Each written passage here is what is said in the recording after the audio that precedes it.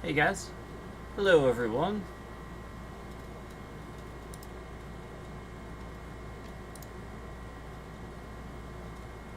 Welcome. Welcome. If you're watching, welcome.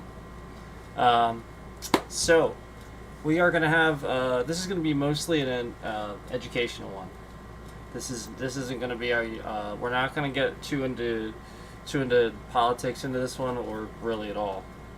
Um, we're going to, this is going to be like purely educational purposes.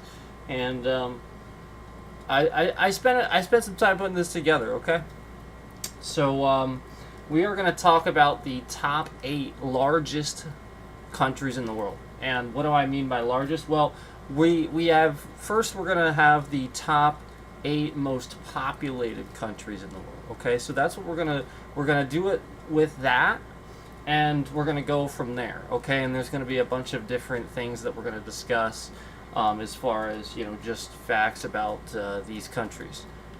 Really nothing political. So let's get into what we're going to talk about here with the top 8 most populated countries. First, coffee.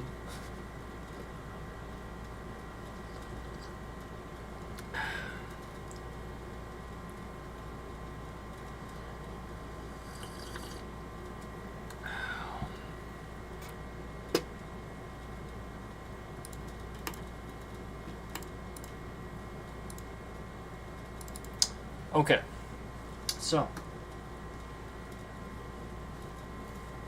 if you guys remember, there used to be like this old Cold War era sort of way of defining countries.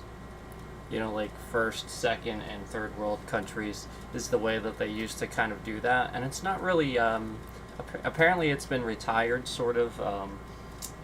On an official basis. So basically, what I would like to do with you guys is I'd like to redefine that in a way that we can use it in modern standards. And I've done that for you, and we're going to use that throughout the stream here, okay?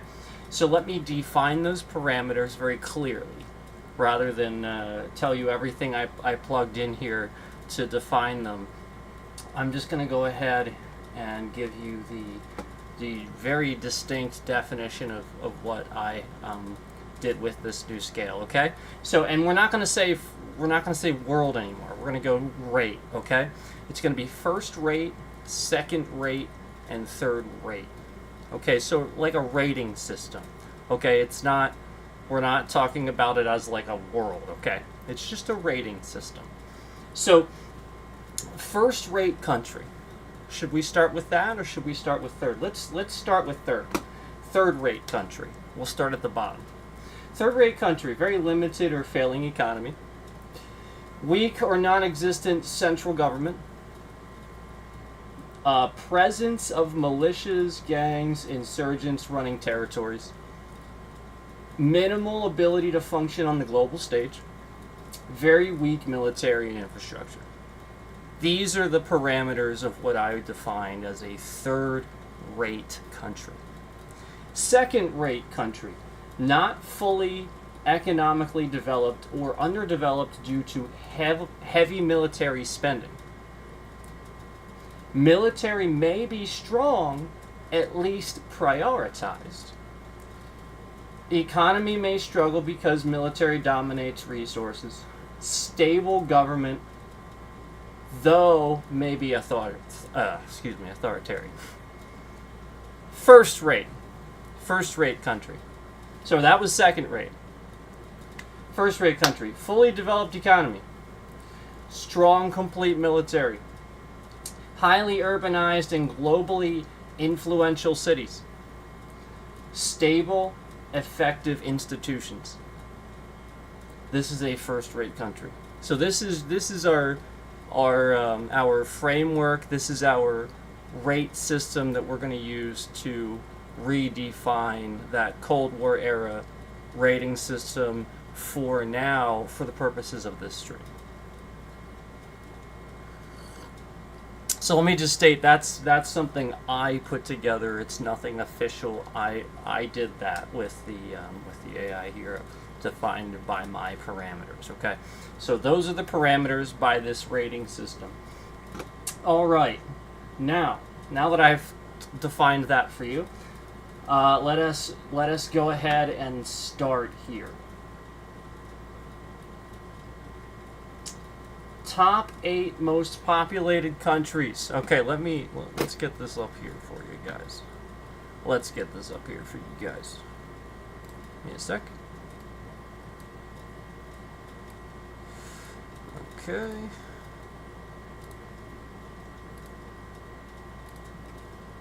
Okay.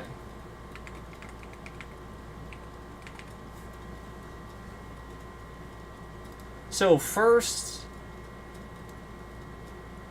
the 8th most populated country in the world is Bangladesh.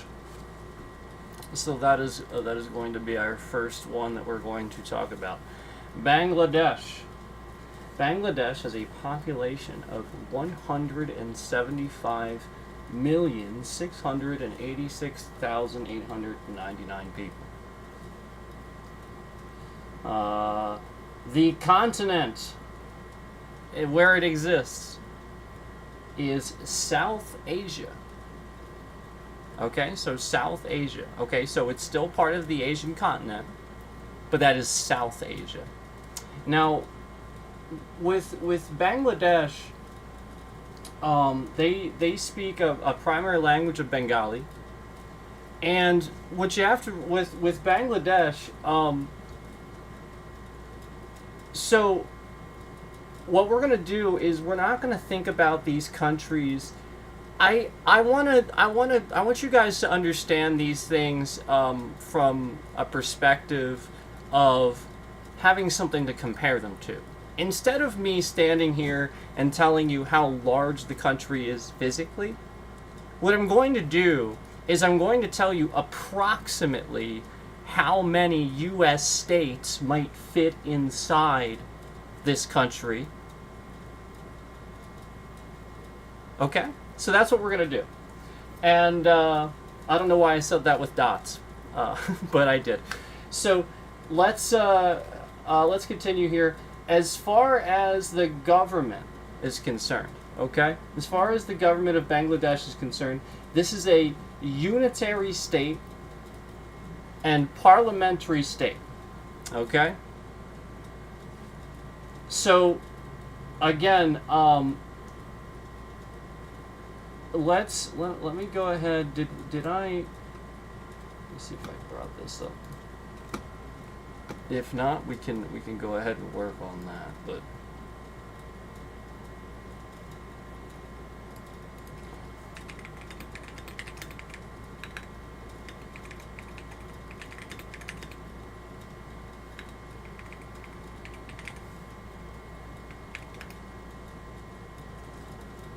give me one sec. Okay. Unitary Parliamentary Republic. Excuse me. I got that one. Let me restate that. Unitary Parliamentary Republic. So yeah, we have a that is the correct term. I apologize. So let's talk about this. Unitary state. Number 1, all major political powers held by the central government in Dhaka, is what it says. Bangladesh has local governments, districts, unions, but their authority comes from the central government, not from the Constitution. Unlike federal countries like the U.S. or India, power is not divided between national and state governments. So that's how a unitary state works.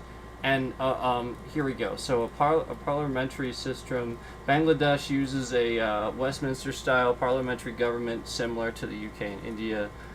Prime Minister, head of government, holds real executive power, leads the majority party or coalition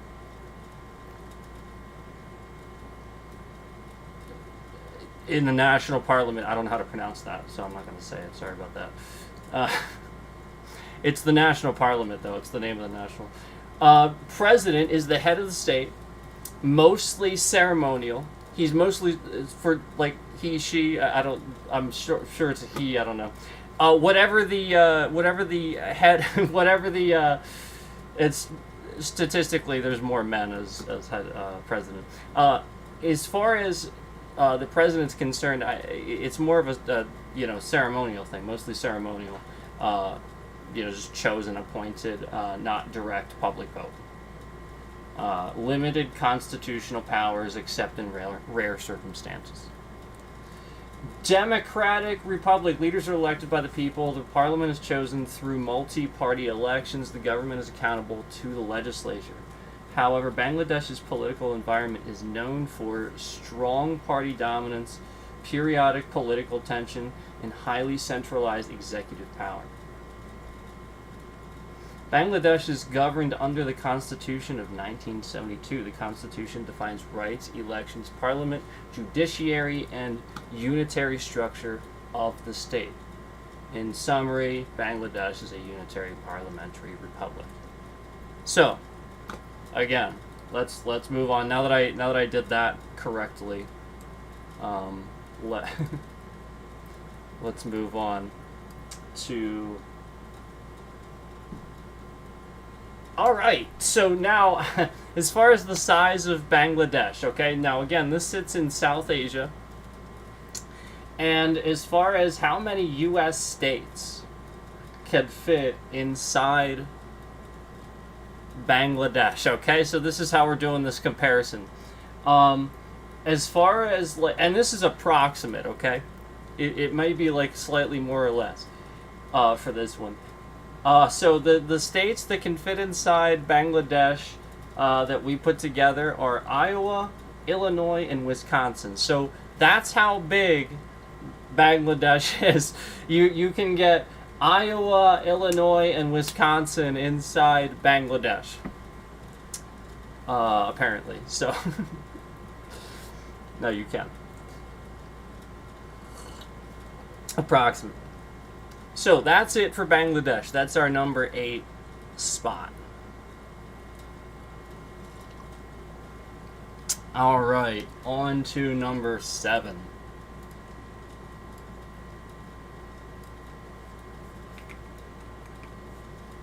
Brazil.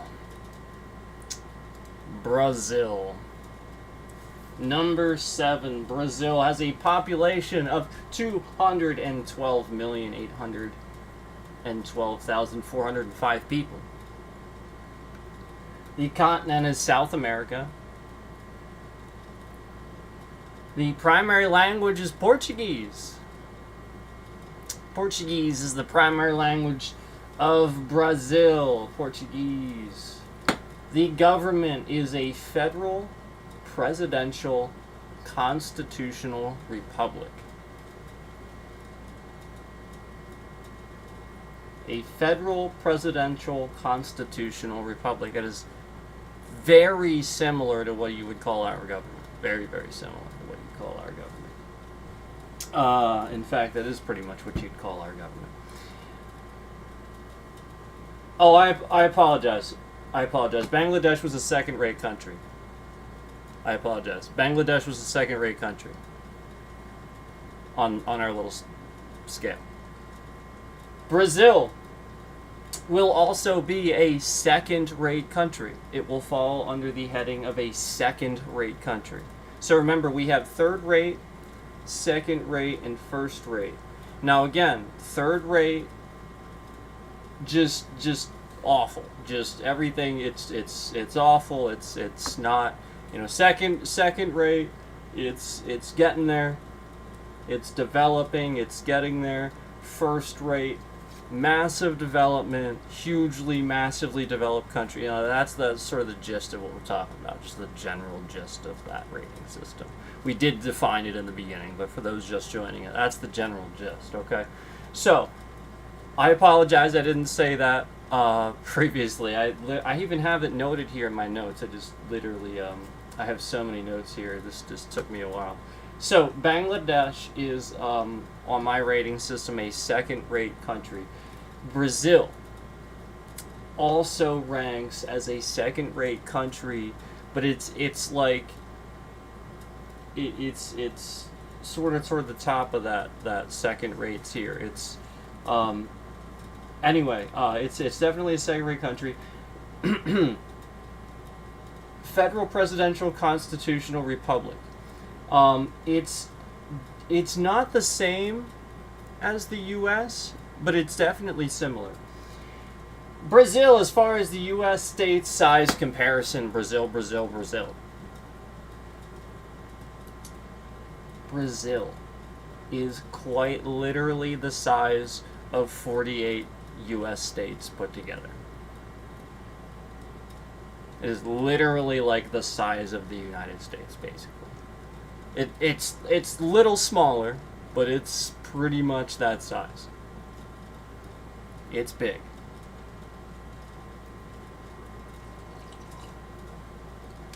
And here's what you guys are going to realize about this. This is pretty interesting for those who don't realize it and know it already.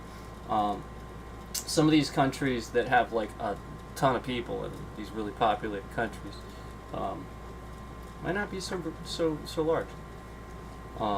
And so like you have this perfect example here of the eighth most populated country in the world, Bangladesh, where 3 states fit inside it: Iowa, Illinois, Wisconsin, fit inside the size of the 8th most largest, by populace, country in the world. The 8th most populated country in the world. And then right after that, right before that, 7th place, the 7th most populated country in the world, also then being one of the really huge, about the size of the United States, literally, just that much of a size polar opposite size comparison. So I think that's very interesting, and just wanted to throw that out there, that's a really, really important thing to keep in mind when looking at these things. Okay, so number 6. We're on to number 6, right? I didn't skip anything this time. Yeah, I think we're good. South America. I said that right. South America is the continent. So a lot of people forget, when you're naming continents, a lot of people forget Central America. So actually, Central America is before South. It's like right in between North and South America. But again, like it's just a little thing right there. So like I understand it's pretty easy to, but yeah, that's still there too. Now that's obviously not going to be part of this, but I just figured I would mention that that a lot of people seem to forget about Central America. So anyway, number 6, and that's my opinion too. That's not anything I read somewhere. That's just that's in my personal experience. People seem to forget about Central America. Number 6, Nigeria. Population 237 million and a half. 237 million point 5. 237,527,782 people live in Nigeria. Let me change the little thing. Nigeria.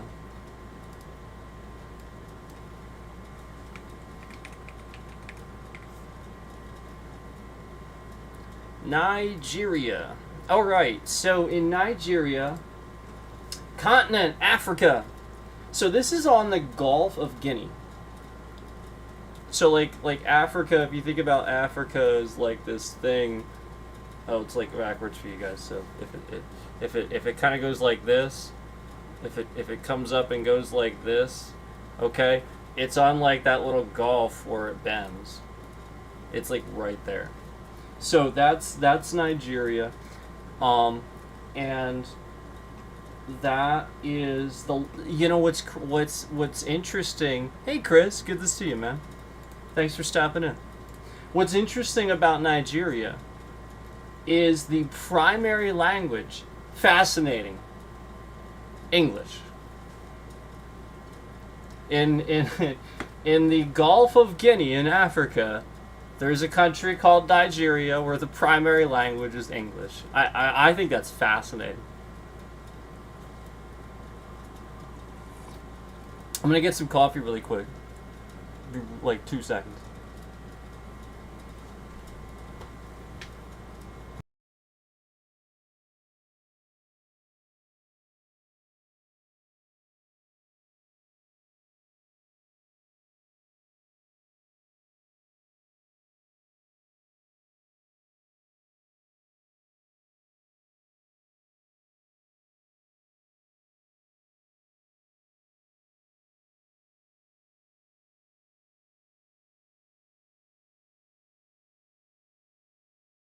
My fault. It was starting to get a little um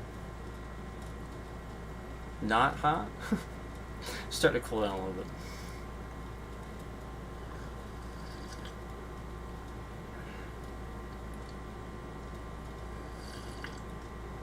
Ah, that is better.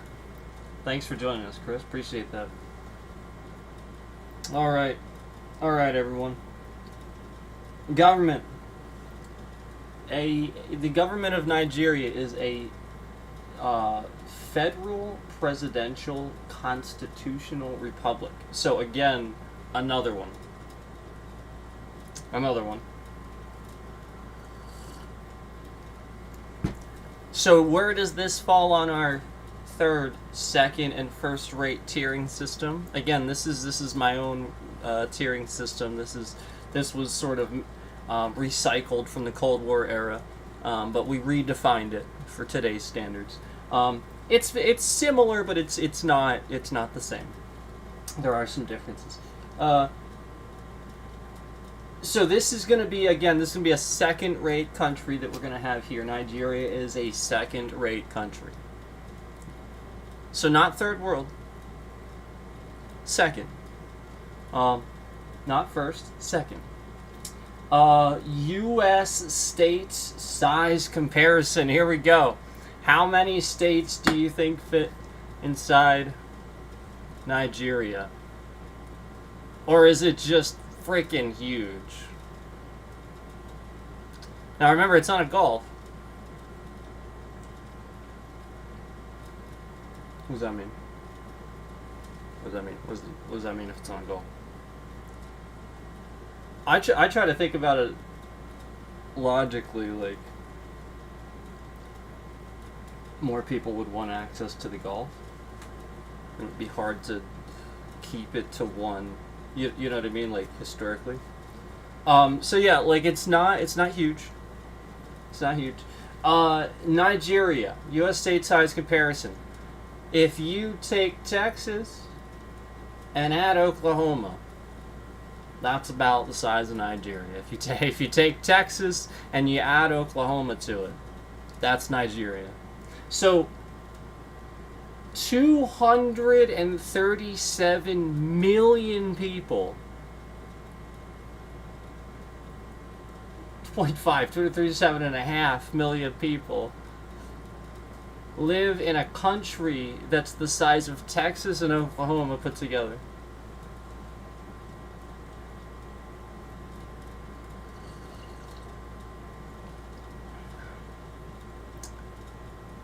Okay? Just, and it's a second-rate country. Okay. We're gonna get to some more, but there's some pretty interesting things coming here.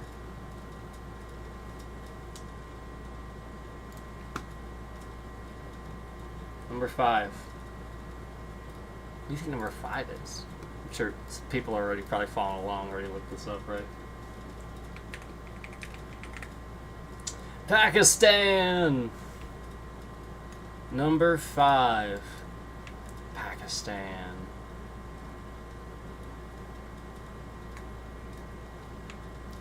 Let's get Pakistan centered. Alright. Number 5. By population, Pakistan. 255 million people live in this country. 255,219,554 people. The continent that Pakistan is located on is actually Asia. It is South Asia. So what else? What else was South Asia? We had something else already. South Asia, Bangladesh. There you go. So near Bangladesh sits Pakistan in South Asia. And the primary language of Pakistan is something called Urdu. Urdu. The government of Pakistan is a federal parliamentary republic. That is the government of Pakistan. A federal parliamentary republic. Pakistan, where do they fall on our grading system? Pakistan is a second-rate country. They fall second-rate. U.S. state size comparison, what do you think?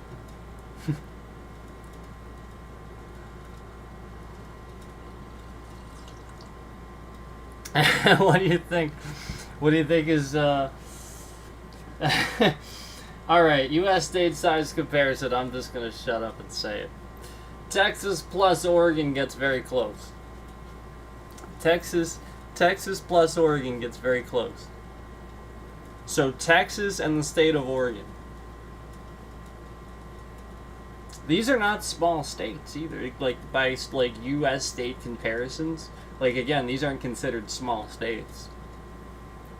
Texas is obviously like the largest, next to Alaska, but you know, you like Texas plus Oregon. Oregon's not small either.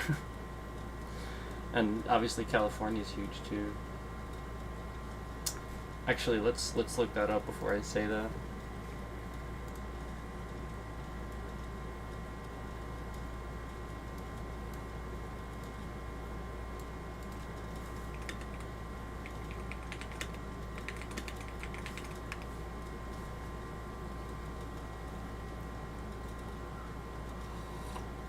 Yeah, Alaska, Texas, California, in that order. Yep. Okay. So, as far as Pakistan is concerned, we're not gonna talk too much about the governments, guys. We're really not. We're not gonna get too much into that. Some of this stuff I'll define, but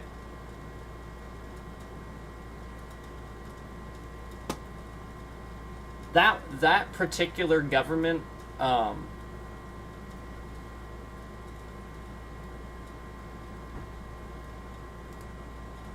yeah, I'll steer clear of the opinions for this one. Number 4. Number 4.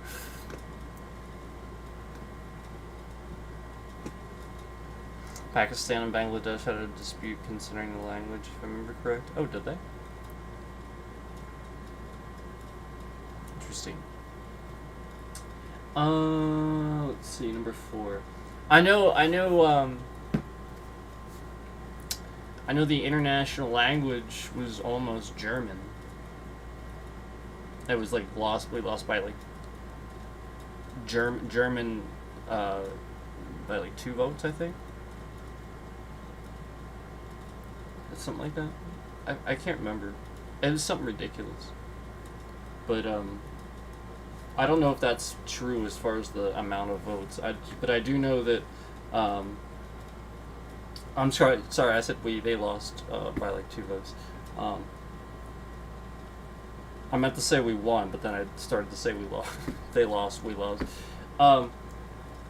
Yeah, the international language was almost German. Almost. Very, very close. Very, very close. it's very similar to English. There's a lot of root words are the same. Um, I remember, yeah, that was part of why it was easy to learn German when I had initially started to learn it when I first back in school. Um, you know, the little bit that I learned, it just it was easier because you know those a lot of those words were very similar. Sort of like French too. French has a lot of root words that are also English, like English. They're very much they very much cross over and sound the same. I mean, like how many words do we use? Do we, you know what I mean, like buffet and stuff like that, souffle, and we say these things, you know, just normally, and it's like, well, you know what that is, but we use that pretty regularly, and you'd recognize it too. It's probably a French word, maybe.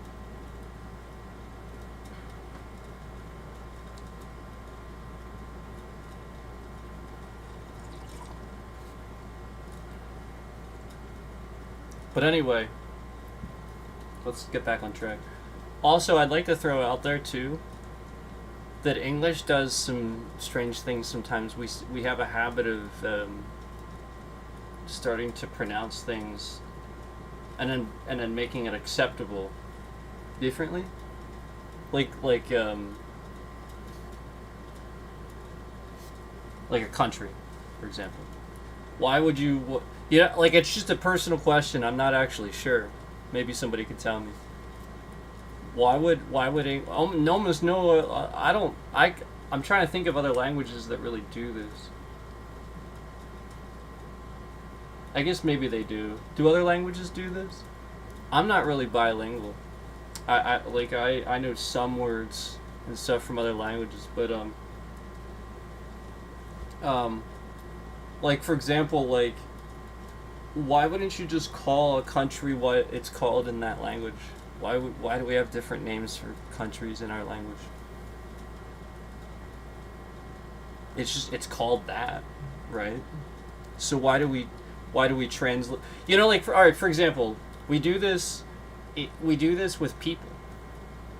Like for example, somebody's name isn't suddenly a different name in a different language, right? Well, maybe if they move to the country and change it and try to find a name similar. But again, a name is a name. So why don't we do this with countries? Or other proper noun type things. Do you understand what I'm saying? Like, I actually don't know.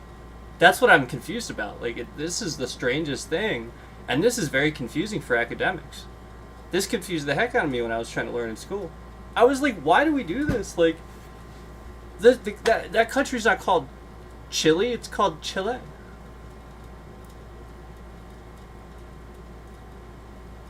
It's not called Mexico, it's called Mexico. That's how you pronounce it. It's not called, you don't pronounce it this way.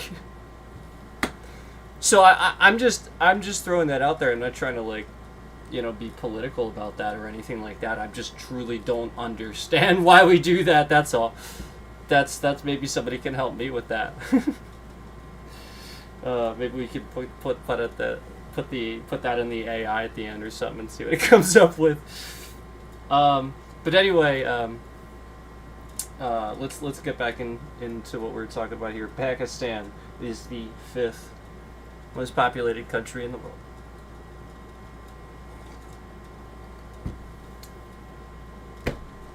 So, next country on the list, number 4.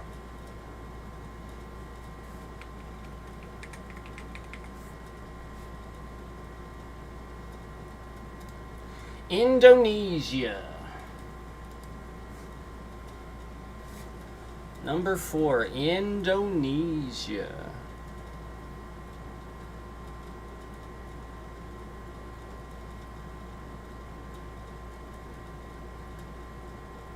Yeah, for sure. Yeah, I agree with you. That's why I'm so confused why we don't. You know what I mean? That's why it's confusing that we do change it.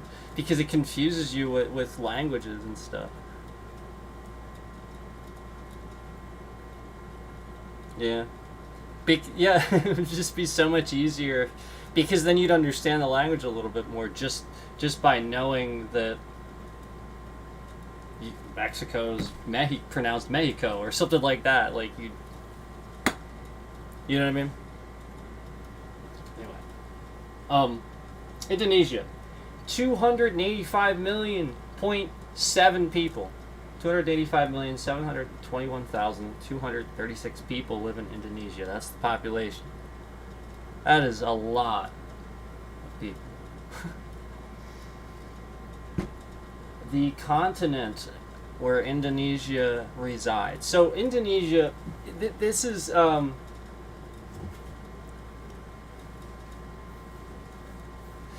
Indonesia is an archipelago. You know, it's one of those things. It's literally a series of islands. So it's its own thing. But it technically is part of Southeast Asia. And it consists of, no lie, 17,000. I think it said over 17,000 different islands. I'm like, my jaw couldn't handle that. 17,000. That many islands.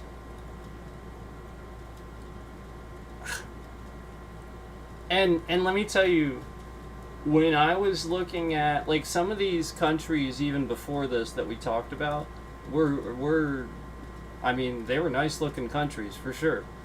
But Indonesia is beautiful. When I was looking at pictures of that, I just, like, the landscape itself, I could not, it was breathtaking. I couldn't believe it. So almost 300 million people live in Indonesia. That's crazy. Language Indonesian. It's its own thing, apparently. That's what the language is called. Government. The government is a unitary presidential constitutional republic. That is what it is defined as, a unitary presidential constitutional republic. We had another one of those before, didn't we? Oh, sort of. We had a unitary state.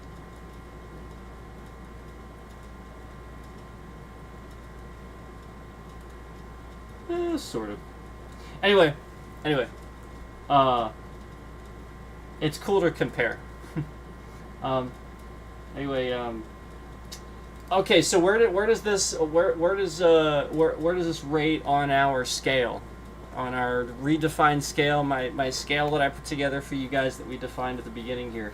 Where does this rate on this scale? We have third rate at the bottom, second and first rate. So Indonesia is a second-rate country. Again, we have a lot of second-rate countries. But yes, it is a second-rate country. As far as U.S. states size comparison, here we go.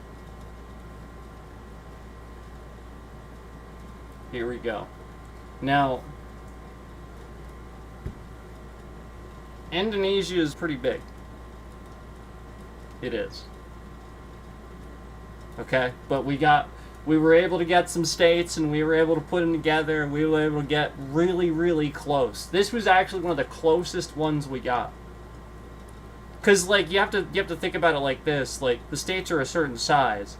So you're going to get, like, either more or less than the actual number, but you're going to get close. This was like the closest we could get. So again, this is approximate, as they all have been, but this is the closest I think. I think it's the closest. Texas plus California plus Montana plus New Mexico plus South Carolina plus Rhode Island. That's Indonesia. That's the size of all those states. Texas, California, Montana, New Mexico, South Carolina, Rhode Island. All of them put together. That's Indonesia. So again, that's massive. Now consider also. I want you to consider also a lot of. So, like Pakistan, for example, I don't know how many mountains they have. But Indonesia? Oh, yeah. So, like, as far as, like, livable terrain,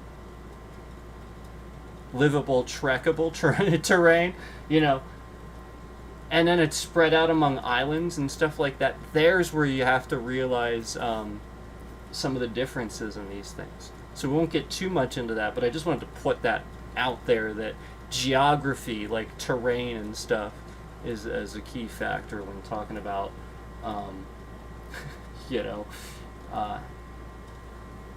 some of the bigger differences in these things. You know, where you have, again, these big countries versus these little ones, where all these people are jammed in, but then again, you might have a country that seems large, but then there's like all these islands, or I'm sorry, all these mountains or something like that, where it really limits the area. Or it's a bunch of islands spread out with mountain terrain, and so not only then is it spread out, but then it floods, you have mountains, you see what I'm saying? Storms. So it's just a bit different than you might think.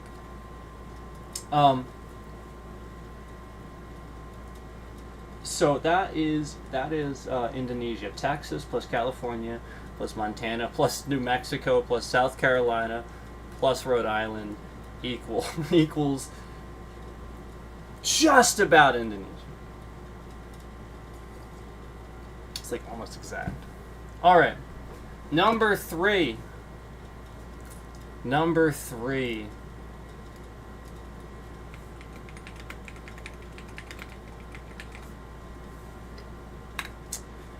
three is the United States of America.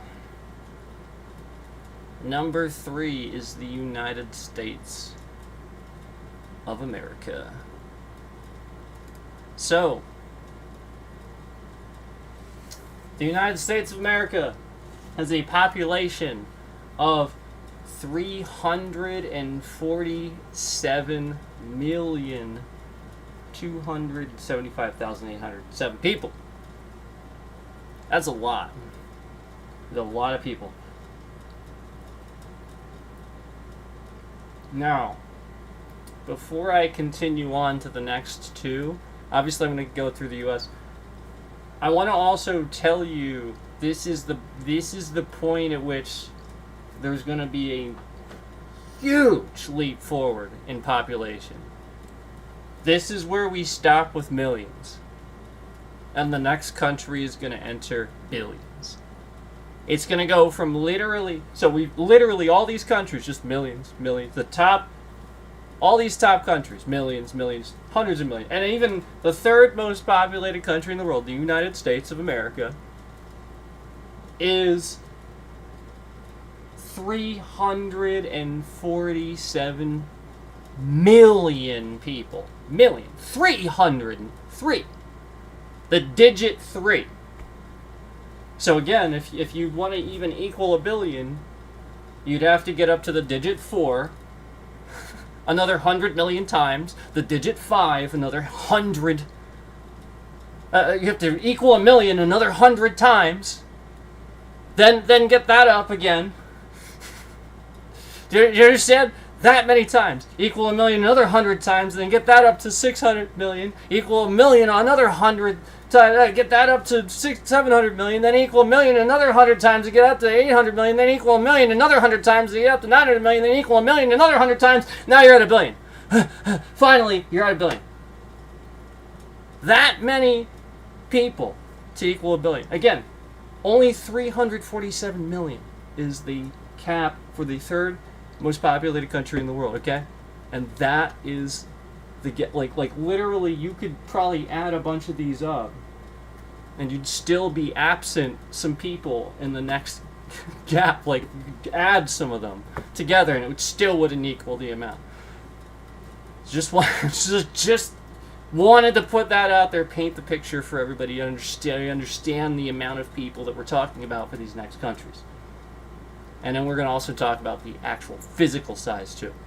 So, the continent of the United States of America is North America. That's what it's called.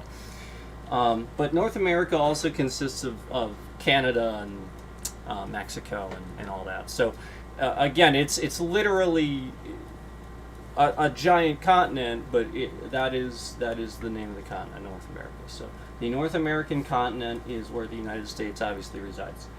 Language, English, obviously. Government, federal, presidential, constitutional republic. That is our government. That is what we are under. That is quite literally what we are under. There's nothing else you would call it. That is what it is. It is a federal, presidential, constitutional republic. The United States. Where does it fall on our rating system? Is it third?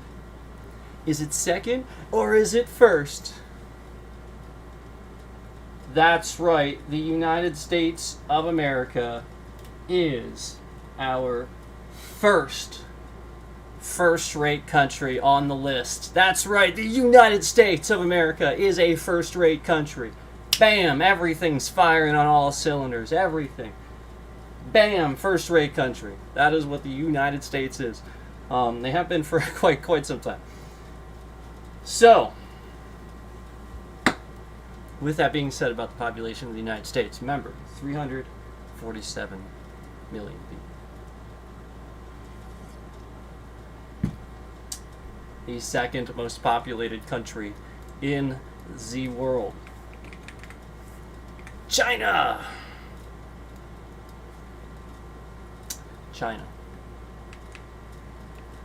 And with China being at a population of 1,416,096,094 people. So even if you took away 1 billion people, China would still have more people than the United States.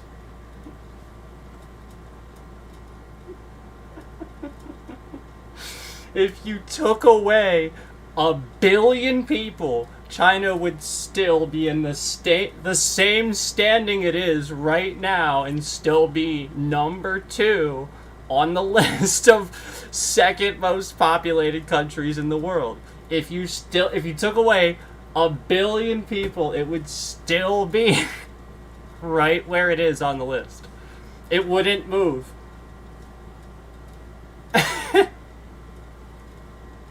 That is, I love talking about data that way. I think that's so fascinating. If you just subtracted 1 billion, it doesn't move. It stays right where it is. That's so fascinating. Isn't that I think that's fascinating. There's also a lot of things you can, a lot of conclusions you can arrive at too, as far as like like intel and stuff with that. So just remember that. Okay, so China has a population of 1.4 billion people. Continent East Asia. That thing is like all the way over there. That is East Asia. Primary language. Okay, so there are a lot of different dialects. But Mandarin is the primary dialect spoken in China. I've heard of so many different. I've heard of the Fujianese, Cantonese. I've heard of several. Mandarin is the most common. As far as the government is concerned, this is what it is considered. It is considered a unitary one-party socialist republic. That's what it's called. That is the technical term. A unitary one-party socialist republic.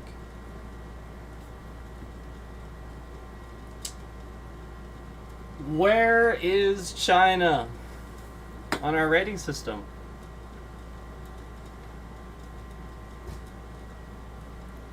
What do you think, Chris?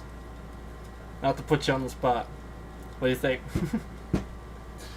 Is it a third rate? Is it a second rate? Or is it a first rate?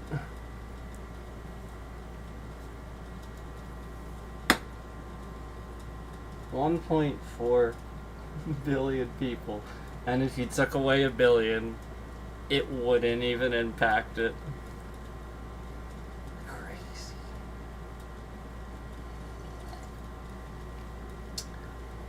Alright, on our scale, China is a first-rate country. It is a first-rate country. It is not a third, it is not a second, it is a first-rate country.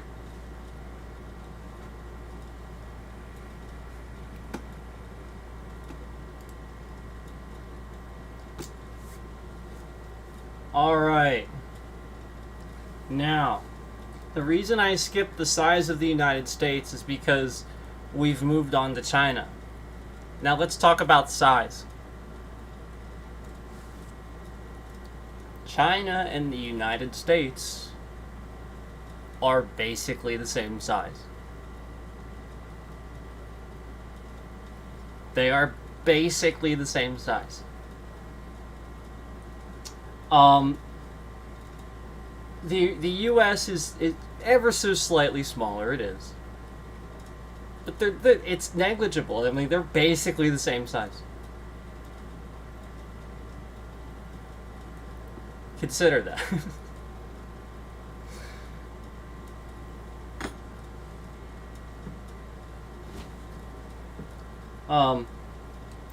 Where one could subtract an Arctic Circle from the U.S., one could probably subtract some harsh terrain from China, with just the sheer number of people, it's something like, like essentially just the size difference, they're so close to the size, like it's just,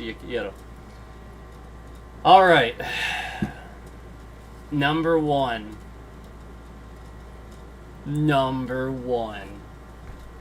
Y'all know it's coming. Chris already said it. Number one, the most populated country in the world. That's right. India. Now, here's the fascinating thing about India.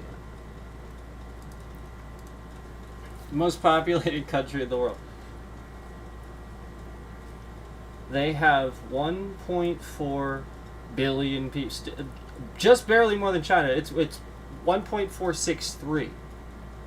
So, 1,463,000,000. Okay? So, yeah, China, again, that's why I said China wouldn't move from its spot. It would still have a little bit more than China. And,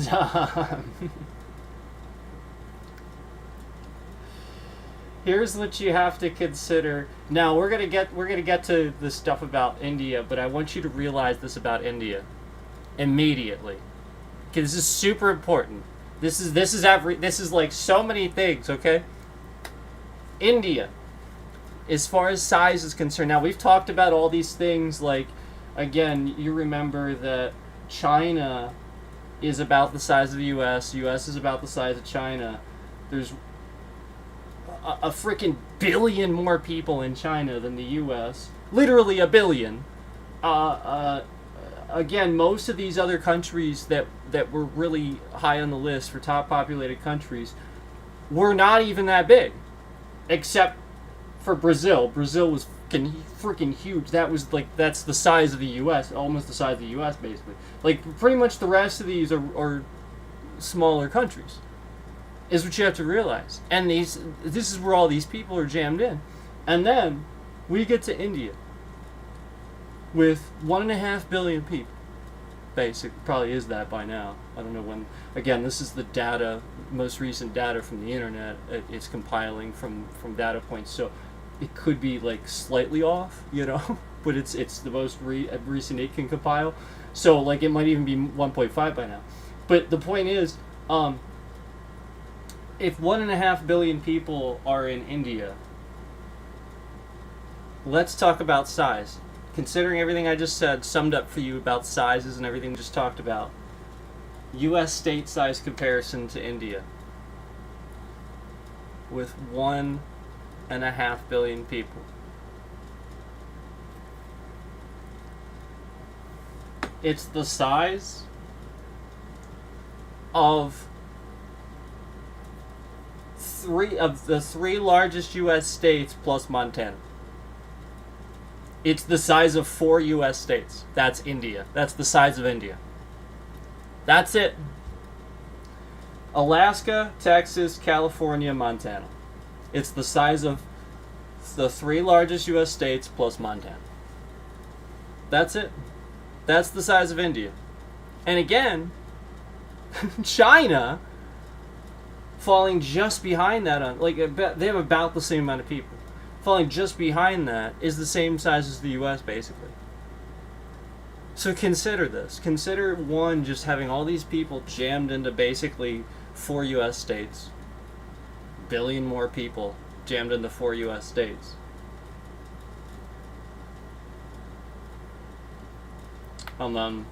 Again, one of these countries in East Asia and the other in South Asia. I mean, it's not that far off either. That is not that far off. If you're connected on the continent and they're different countries, it's different. If you're not a United States, it's different.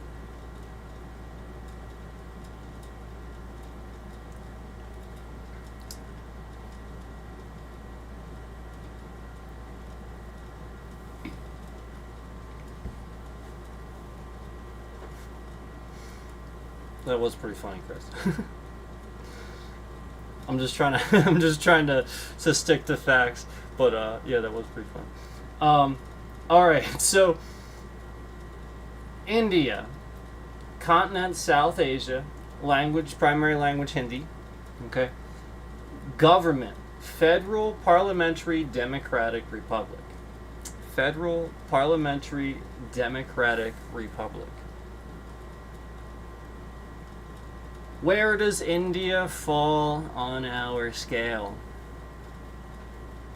Now remember, so far China and the US are the only first-rate countries. Now what I will tell you is, up until recently, I believe that the US was the only for the longest time. This whole world power thing, where we talk about like a world power first-rate country, that was the U.S. for the longest time. They were the only one. So now, that's what I'm saying to you is China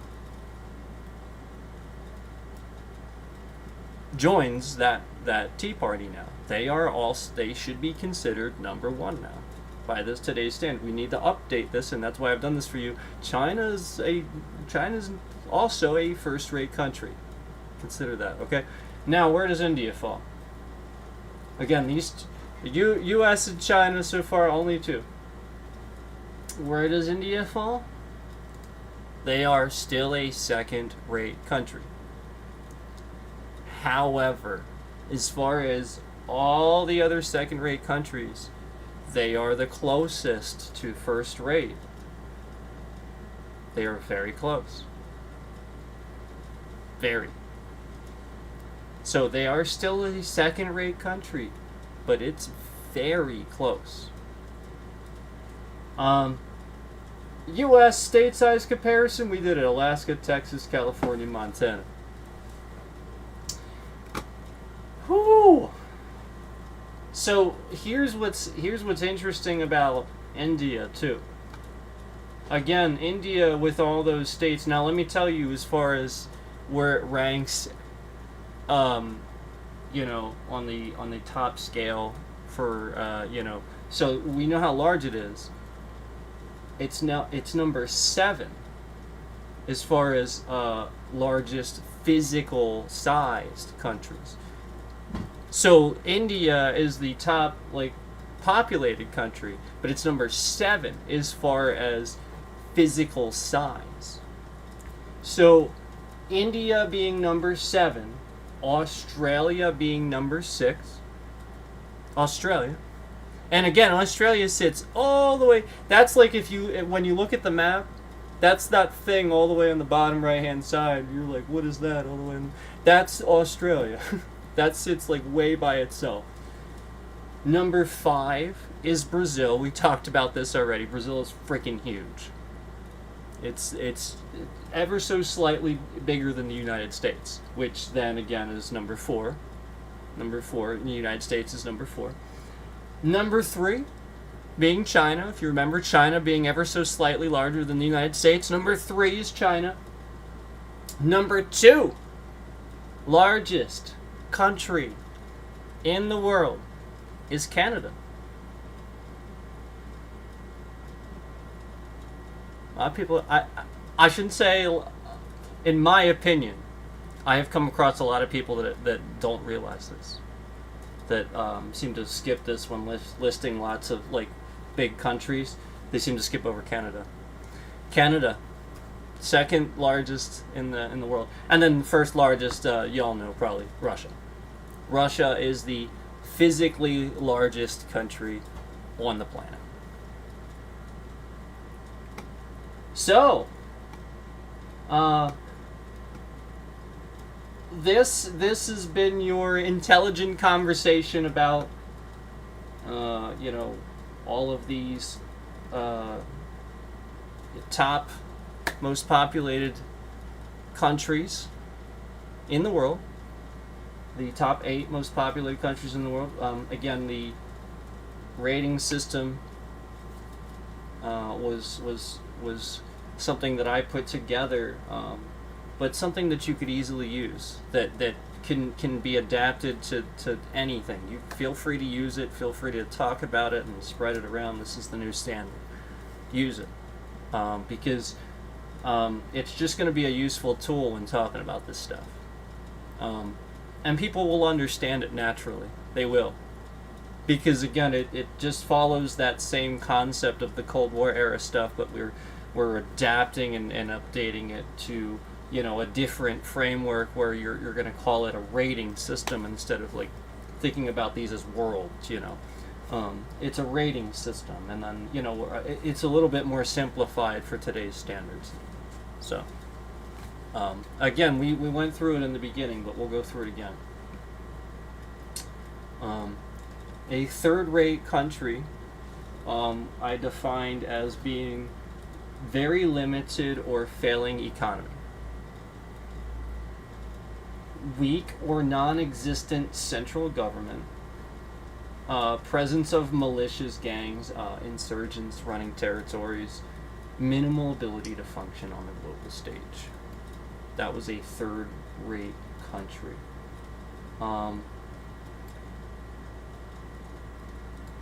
A second-rate country, not fully economically developed or underdeveloped due to heavy military spending. Military may be strong or at least prioritized. Government highly controlling.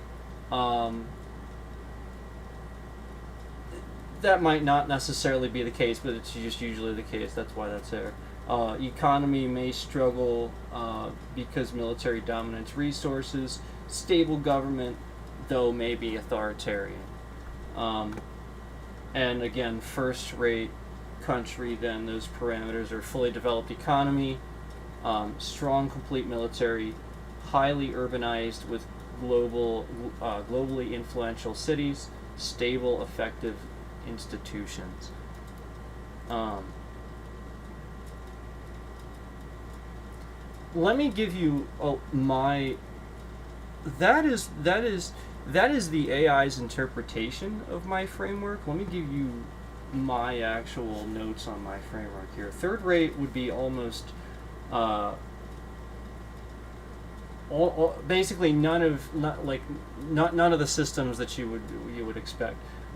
Just an overall poor country that doesn't have a government, might have lots of gangs, Taliban's running things, and really absolutely no hope of economy or exchange on the world stage. That's how I defined a third-rate country. Second-rate is a country that may not be fully economically developed, but has a decent military. They may in fact spend all of their money on military, so thus the economy can't thrive. They have lots of systems of control, which in fact does control them. So you get a military state, but not necessarily a good economy. But again, not necessarily a controlled military state, just usually. And then a first-rate country, because what we've seen in history a lot of times is that's what holds them back from that next step. First-rate country is fully developed economy, full military, and dense cities that are culturally undeniable.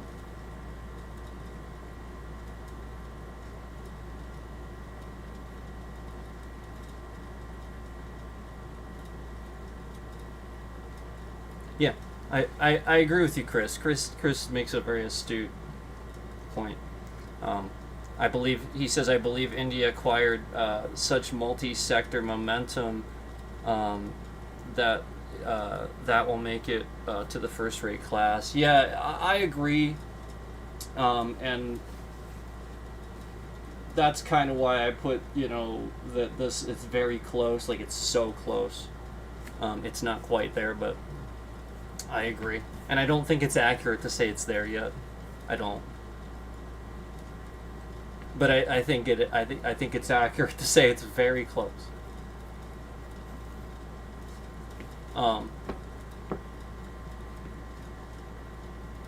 So yeah, I don't really have a whole lot else for you, but this is some of the most organized notes that I have ever done. So like I really I put like numbers and paragraphs, and I really organized this. So I put a lot of work into it, but then it really condensed it for me. So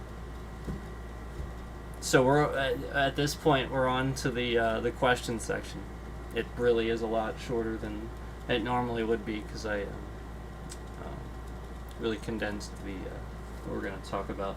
I didn't add a lot of my own opinion this time. We really stuck to the facts this time. Lots of and obviously that rating system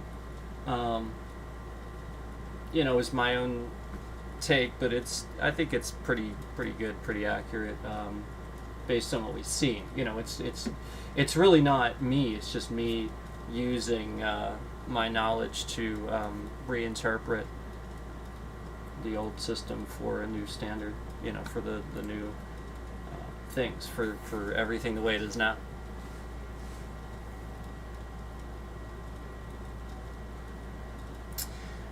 I think a first-rate country should have social and economical upwards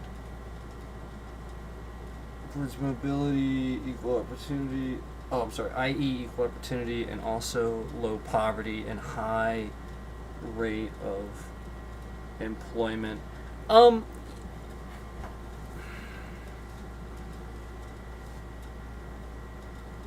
Should? Yeah, I would agree with you. I like that you said should. Should, I would agree. Doesn't necessarily though. So while I agree with you that it should, I agree with you that it should. A good example of that not happening is how many times that happens in the United States, where we clearly don't have a high rate of employment, or low poverty or something like that. But yeah, I guess it doesn't last very long. Usually somebody does something about it, and so I would agree with you. Should for sure, but yeah, not necessarily, I guess, the case. But I agree. Like for example, and you also mentioned equal opportunity too. Just like kind of knowing the way things are in China and us defining China as a first rate country. Like, do you would you think that like China would be like sort of like equal opportunity? Because I don't. But like that's just an opinion. I don't really know for sure. But I do know that it's kind of it seems opposite of kind of what they do, because what they do is sort of disciplined, rudimentary, to the point that it's merit based, where like they kind of like watch what you do and you know that sort of thing. So and very disciplined, like it just it's a very controlled way of doing things, um, in my opinion. But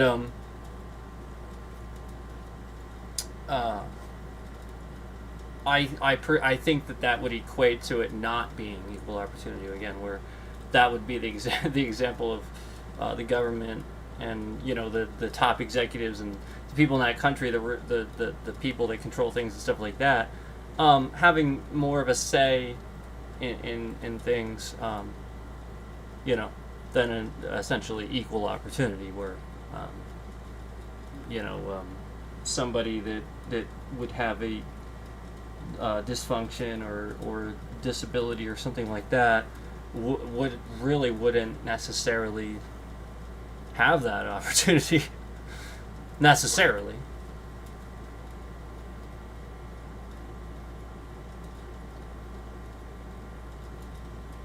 Those are major factors of how a good life a person can live there. China, for example, has a strong economy and military presence, but the average person has a rather poor quality of life. I've certainly heard that.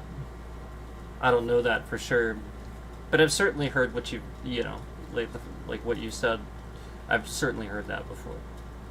Um,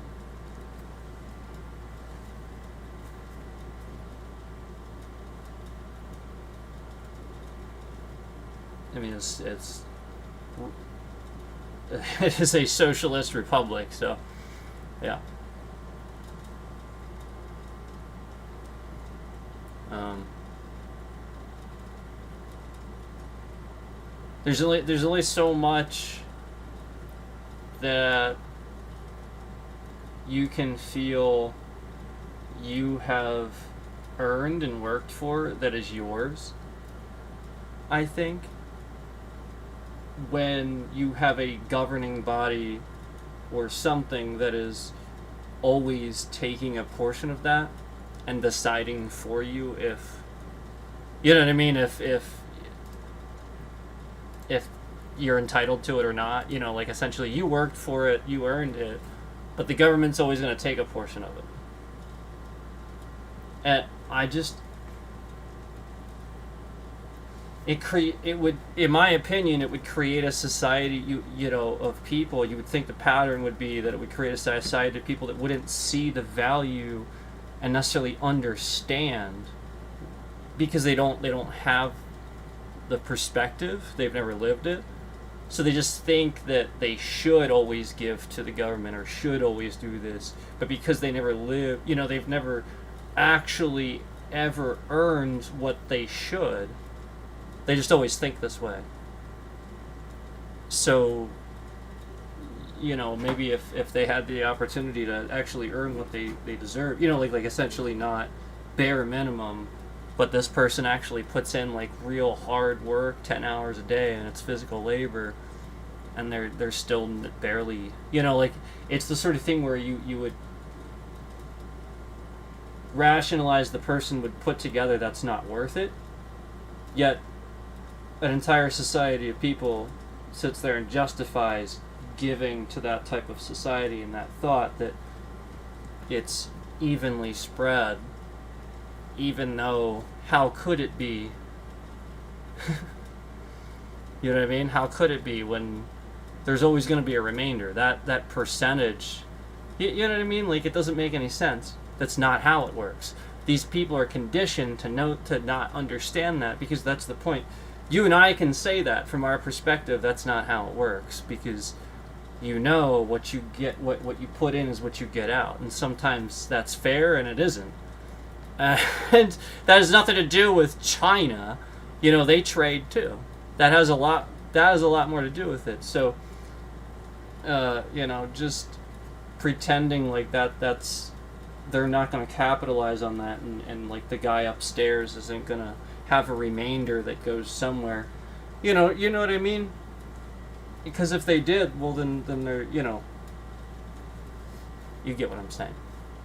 So that's just my opinion, where you can only take that so far, that type of thinking,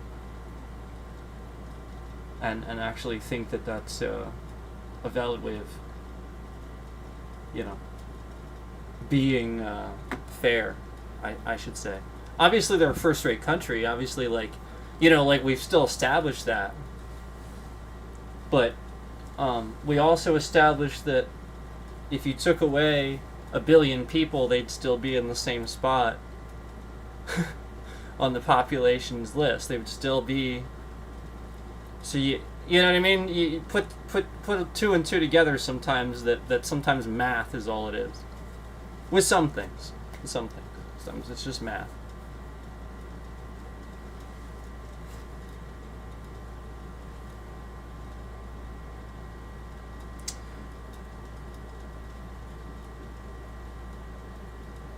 I wouldn't call China socialist.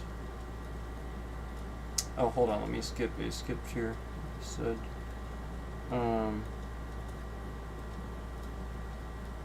corruption and nepotism prevents upwards mobility in China.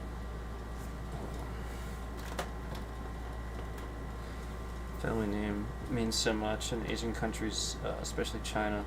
Yeah, I wouldn't call China socialist. It doesn't have much of a social safety net to speak of, and tons of extreme poverty. So again, it's not. They're not.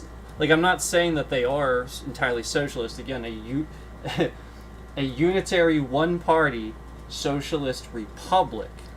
So again, there is something else there. It's not entirely that, but I mean, it's one party.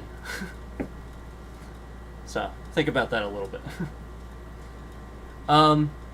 I agree in the sense of their ability to influence the world and wield power, that they're first world based on your factors you mentioned. I appreciate that. Thanks. China's a hybrid governance system in a way.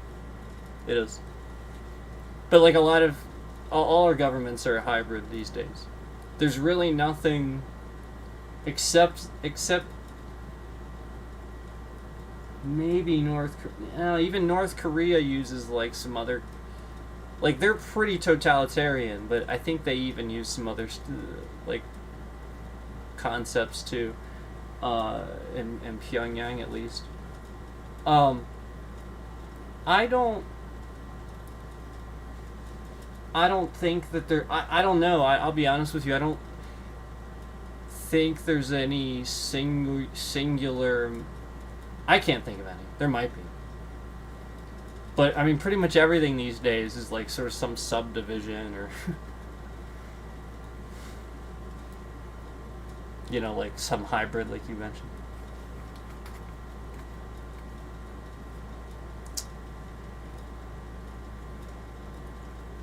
True, it just meets that old stereotype about China. Oh, beats that old stereotype about China. Oh yeah, no, for sure, yeah. I agree. No, it's not what it was. I agree. That it's not the same as what it was. It's definitely different. But if you know, again, if whether that's good or bad is up to one's opinion. And I think also, again, consider the whole first rating thing, where they are first rate now, but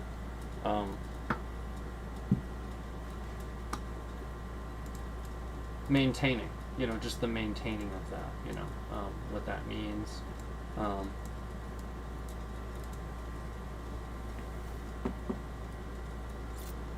um, just remember that history teaches us. What I personally think that history teaches us, if you look at all these civilizations, these,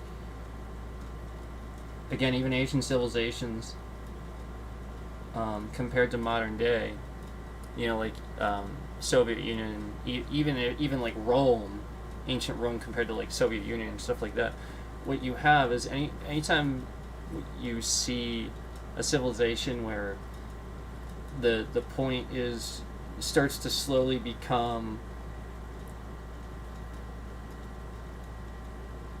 to prop up the people in charge instead of giving voice to the citizens. It almost always, as far as I can think of, inevitably creates a fallacy, a wrench thrown in the works, essentially. Like just it's a dysfunctional way of governing. It doesn't work. It doesn't.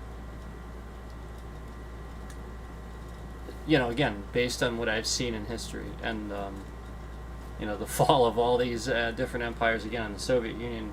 The whole point is the more it became about taking over more land. They already had a lot, but they wanted more. It's anytime it was too much greed, where even if it was masked under like the guise of this, where we're saying it's a splitting it up evenly, and clearly it's not. Those problems happen where, again, you have a very selfish governing body deciding things, and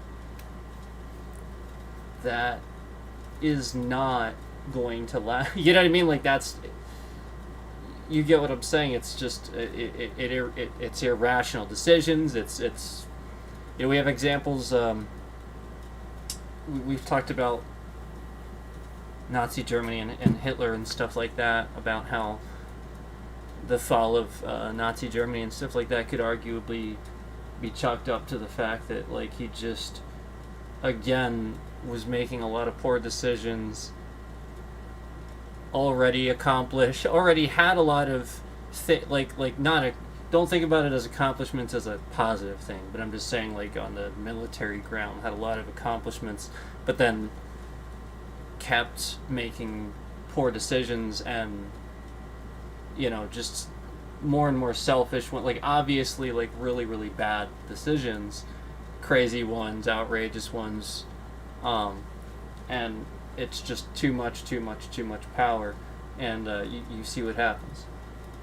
And this is where I personally think that in the modern society we have a lot of leaders of countries that are seeing this way, and they know it too, and they know history too, and maybe now they're sort of kind of concerned that they're the next one to crumble too, so it's a very, very large world stage of militaries threatening each other and stuff like that, all under the guise of trying to pretend like they're not about to fall apart. So that's just my take, but I think, like, it's kind of hard to deny that that's not happening, at least a little bit. Obviously China doesn't necessarily have to do that, but we know about, like, some other countries, obviously, that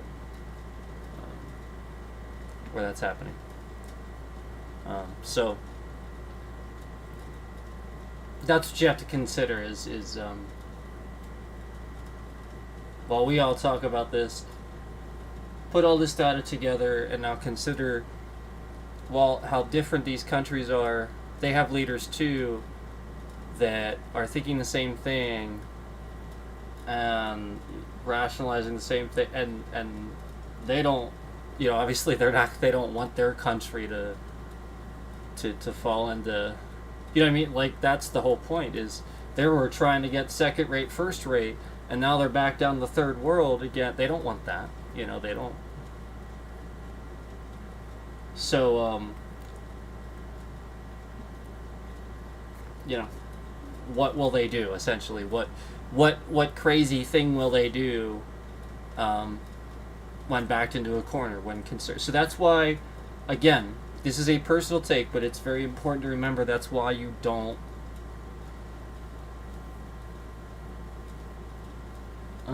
spend too much time trying to invade, trying to use military for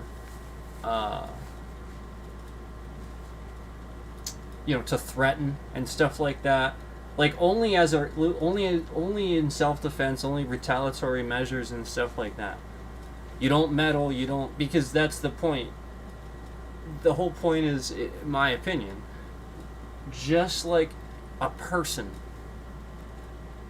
That leader comes from a country, and while they may think very differently than us, if they're backed into a corner, they're still going to do the same thing. They're still a leader of a country that thinks the way that it does, and you have to have that intelligence about yourself as the president of one of these first-rate countries, or a leader, or whoever, and understand that it is very important that you don't threaten, you don't state these things, because again, it causes this leader to have a stance. The moment that you would say something to the effect of threatening a world leader with like fire and fury and stuff like that, now that leader has to prove to his people that he's better than you, that he's like he's got to really he's got to go all out, because they're going to see this, and maybe he's already having a problem. So consider these things, like consider just the massive consequences and the just sheer number of things that should be rattling around in a president's head, and what he should and shouldn't say, or leaders in general, the tone they should have when talking foreign policy. I personally just think, again, it should almost never be stated what a military op is, what your position is. You should never talk about it. It shouldn't be in the media. Like, it's like the sort of thing where when you start to commercialize what your military is doing, you're showing the enemy what you're doing. So it's just not a very intelligent way of going about things, in my opinion. Russia is in a rough spot with all its corruption and declining economy from war, and the sanctions is going to increase the corruption. Yeah.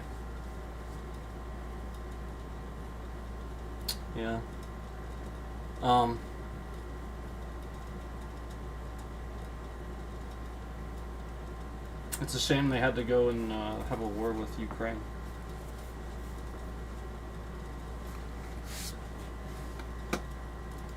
So anyway, do we have any more questions?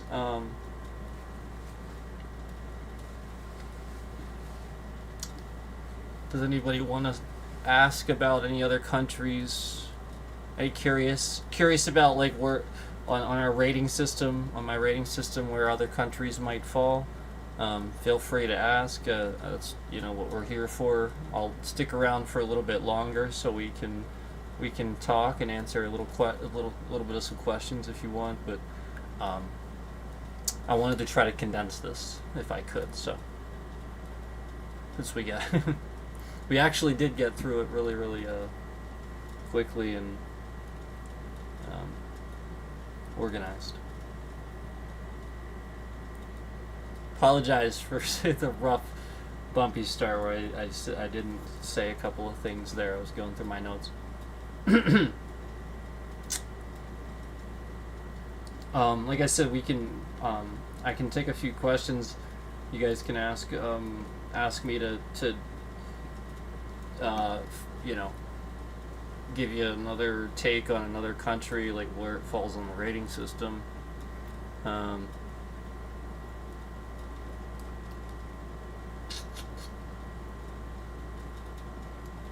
where does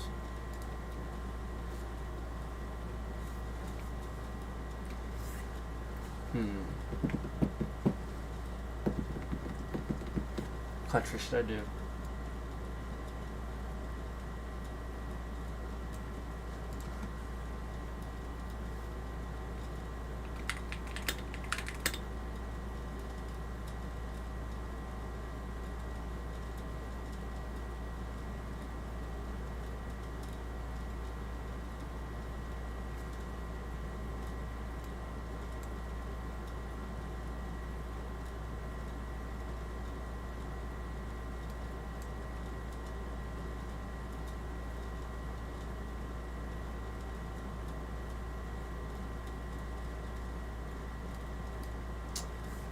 Oh, how about where does France?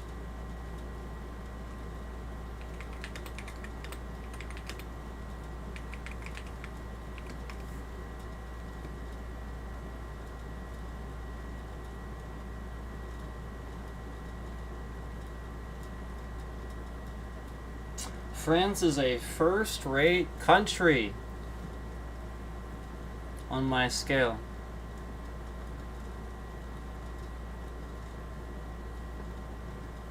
So there you go. France is a first-rate country on the scale.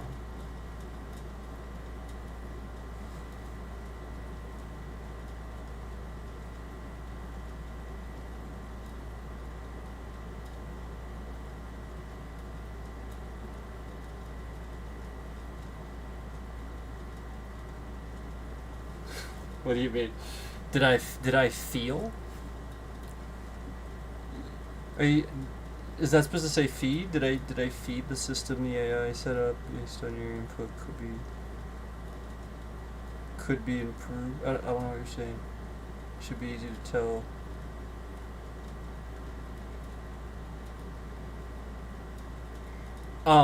Yeah, I think I get what you're saying. Yeah, it's based on the parameters I was saying earlier, where um, a third rate would be almost none, like almost no development whatsoever. Just an overall poor country that doesn't have a government, might have lots of gangs, Taliban's running things, and really absolutely no hope of economy or exchange on the world stage. That's what I said to plug in for the parameters. And then second rate is a country that may not be fully economically developed but has a decent military. Um, may or may not spend all of their money on military, but they probably do, and so thus no economic drive, almost no economic drive. You know, the economy just like stands still because they spend it all on military, and they have lots of systems of control, which in fact does control them. So you get a military state, but not necessarily a good economy, and that's a second-rate country, and we saw a lot of those. We saw a bunch of those, and then a first-rate country is. Fully developed economy, full military, and dense cities that are culturally undeniable. So, that's the rating system. Those are the parameters for it. Then the AI, we went over what it defined as sort of like the general parameters. The third rate was a very limited or failing economy, weak or non-existent central government, presence of malicious gangs, insurgents running territories, minimal ability to function on the world stage, very weak military and infrastructure. That's third-rate country. Second-rate country, not fully economically developed or under development due to heavy military spending. Military may be strong or at least prioritized. Government highly controlling. Economy may struggle because military dominates resources. Stable government, though may be authoritarian. And first rate, fully developed economy, strong, complete military, highly urbanized and globally influential cities, stable, effective institutions. That's the first rating. So, just to go over that again for you.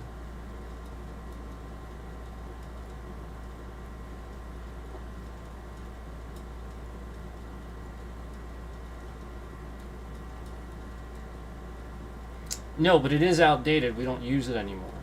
What I'm trying to say is, nobody uses the Cold War era. Like, economists don't use. Like, the whole point is they don't use it anymore. It's outdated. So the whole point was I was updating that so that like we could have more of a general thing and it can spread around. And honestly, most of the time, this is what people are gonna do anyway. They're gonna think about it like this. But I feel like nobody's really kind of like defined those parameters and said, yeah, we should do this and talk about it like this way. That way we can talk about the world and in our minds subdivide things and understand them better. Because otherwise, it's super complicated. It really is. You have to be able to understand something. So, I think it's a great way to look at economies and countries as a whole, like based on their spending and how things are. And, like again, on the world stage. And, that's how it was in the Cold War era terms, were the third world, second world, first world. But the whole point was to update this to a rating system, and then update those parameters a little bit to a modern take. Like we understand economics way better than we used to, and stuff like that. So that's what I'm doing with that. That's the explanation. It's not.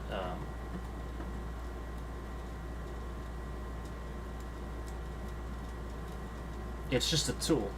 It's to help you understand how it functions and rate it as such.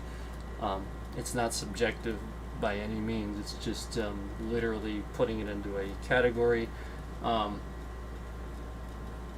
based on very specific parameters. Those parameters I gave you.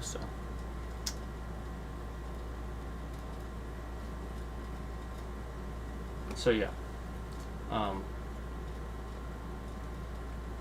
That's something.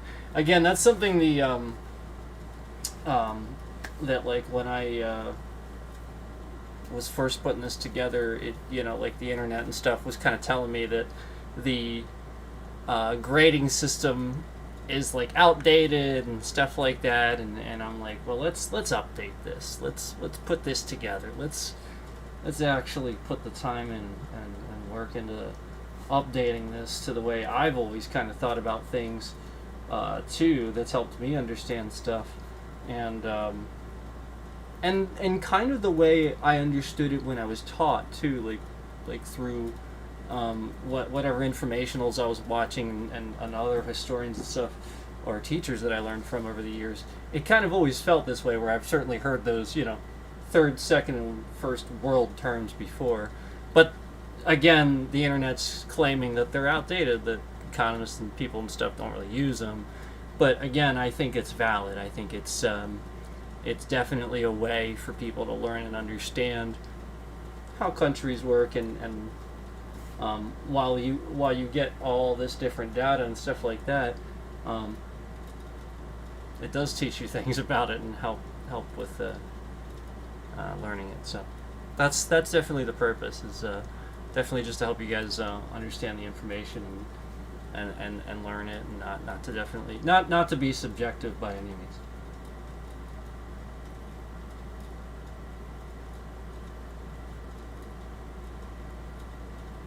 You feel it lacks nuance when accounting for average happiness. It's not supposed to be that. It's a logical scale. You don't. We're not talking about rating countries based on opinions. So happiness is an opinion. What is happy to one person is not happy to another. Is happiness scale? I mean, can you measure that even? So I think what you're saying is actually very subjective. What I'm doing is not. I think what I'm doing is very logical, using non-subjective things, facts and logic to grade it. But if you did that, that actually would be subjective. That would be you adding, essentially somebody's opinion of average happiness of how is that even measured, and who cares, we're not talking about that. We're talking about numbers, and we're talking about, size comparisons and stuff like that. Maybe we talk about opinions and average happiness and stuff like that on a different day, but again, what you did was very subjective. What I'm doing here is very logical and effective. So just throwing that out there, and because that's the whole point, is I wanted to stay more on the educational and away from the well-being of the people, happiness side of things. Like, we're not talking about that today. That's political.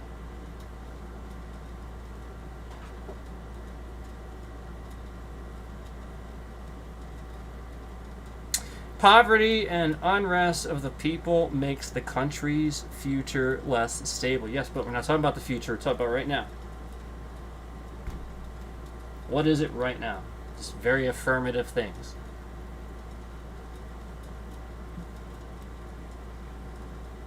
I mean, I agree.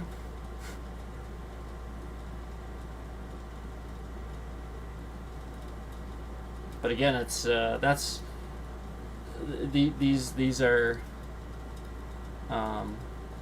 this is where you're talking politics now, and we're not talking politics.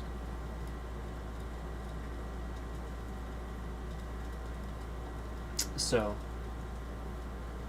again, when you're talking about rating a country, you want to rate it based on now. And what you're talking about is, poverty and unrest. Okay, so again, over time, maybe that'll cause those things. But we're talking about right now. Grade the country right now.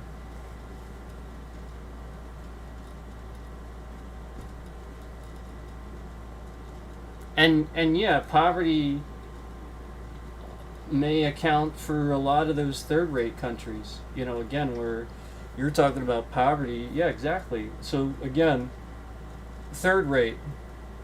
That's literally part of it.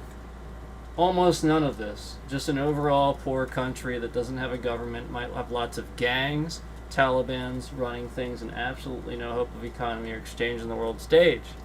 That's the point. That's a third-rate country where poverty, unstable, unrest, nothing. Again, nobody's going to trade with that country when they got that going on. So that's your third-rate country. Or if it's too much of that, it's just immediately going to just... And there's a lot of those. We used to talk about those. And we talked about the top 8 most populated countries. So consider what that data would tell you then. Top 8 most populated countries, and we didn't hit, I think, a single one that was third rate, right? All of them were second rate except for 2.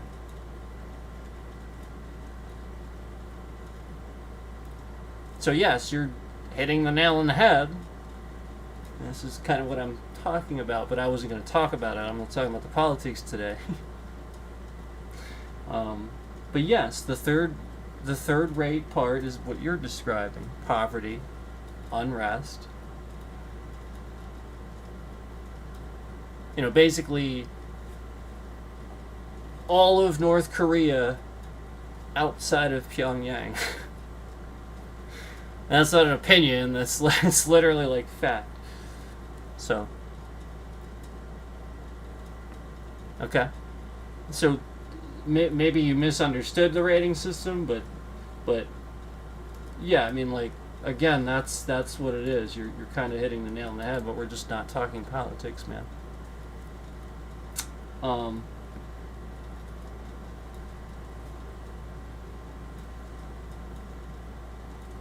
In my opinion, those interpretations and ranking systems are not absolute or clear. Economy is power, and power is complicated, multiplexed, interconnected, and set factors. Yeah, all these are set factors. Yep. Very clear. And can be predicted. And this is how you do it. So many people are resistant to this because, and again, we're not going to get into politics too much, but I think so many people are resistant to this because from your perspective, wherever you're from, something about this makes something about what you have thought about wherever you're from wrong. So therefore, I must be wrong. I think that's what's happening here. And I'm going to be honest, I've seen it a million times. Where because somebody thinks something, again, there's no critical thinking, we've talked about this. Because you think it for too long, you didn't have a logical, it's the sort of thing where you just look at it a certain way. And economy, economics, the stuff is predictable. You can predict it.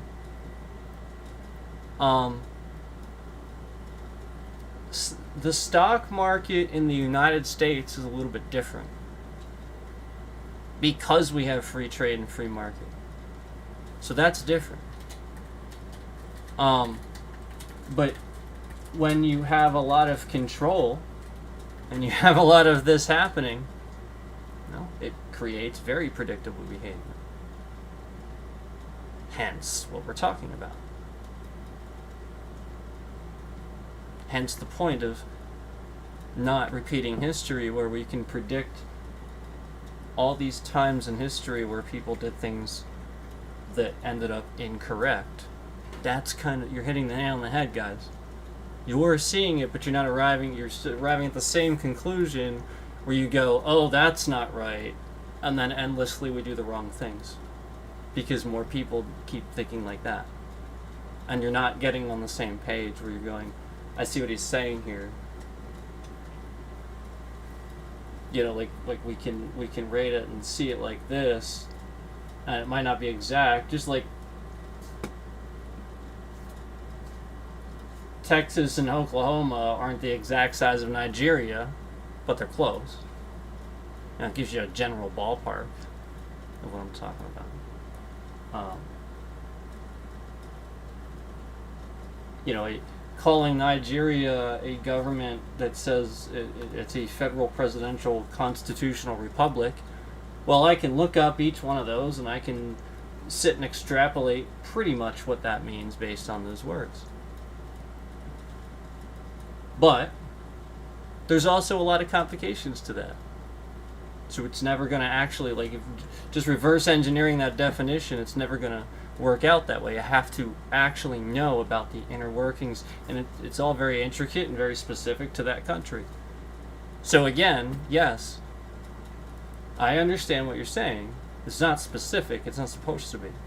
It's just supposed to be it's just like anything else where you organize thoughts and you rate things accordingly. But actually, it should be. A rating system can't be all-encompassing. I don't disagree with your system, but using separate rating systems for things, looking at the two systems together creates a clearer picture. Listen. Again, I don't know why you guys are fighting this, but this is a system long used. Okay? I updated it. So if you're trying to steal some of my thunder here because I had a good idea, you're not being very supportive right now. Both of you are in my chat all the time, and you're kind of fighting me on this, okay? I put a lot of work into this. The AI thought it was great and continued putting it together for me. So, again, the AI didn't fight me on it and defined the parameters like, okay, with your parameters here, that this is where this falls, this country falls under this heading. I asked the AI to do it. I didn't do that. I said, here's the parameters of my grading system. Now, where does this country fall? Where does this country fall? Okay? So, I don't know why you're fighting me on it when the AI can sit here and deduce and fight me on it first. And it didn't. It thought this was great. And not only that, again, it's a system we've used before. I'm just updating it.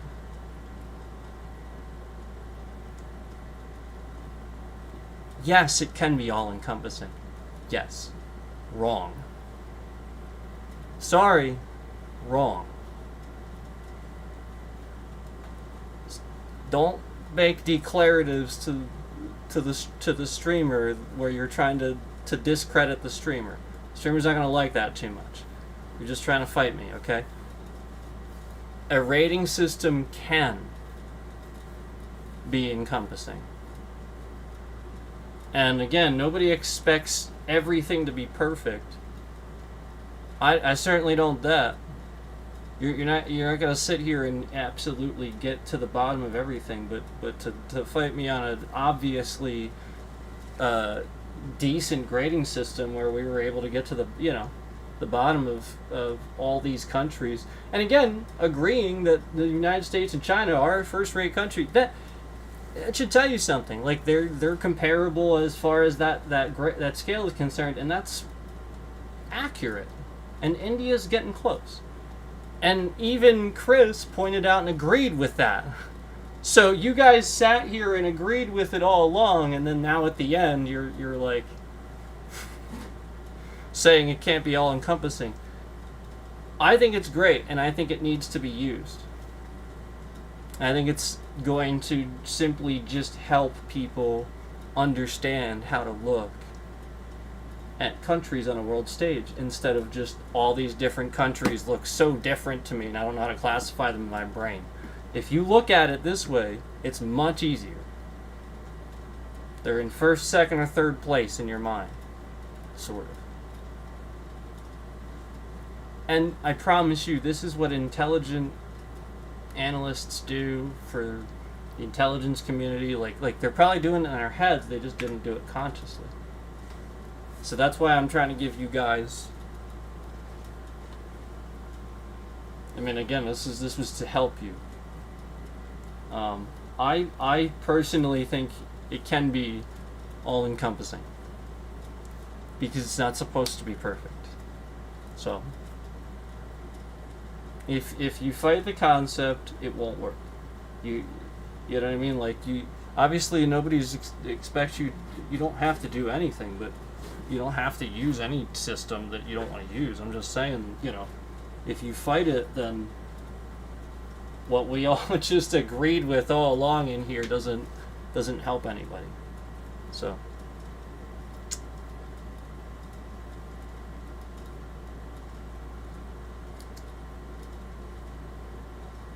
yes, but that is how we rate. That is how we're rating country. That's how the world stage is rated: economic and military power and culture. That's what drives the country. Those are the things that drive you, that protect you. Like that's what you need: economy, military, and culture. This is the problem. There's not enough education out there. That's not an opinion. That's not an opinion. That drives the country, flat out, plain and simple.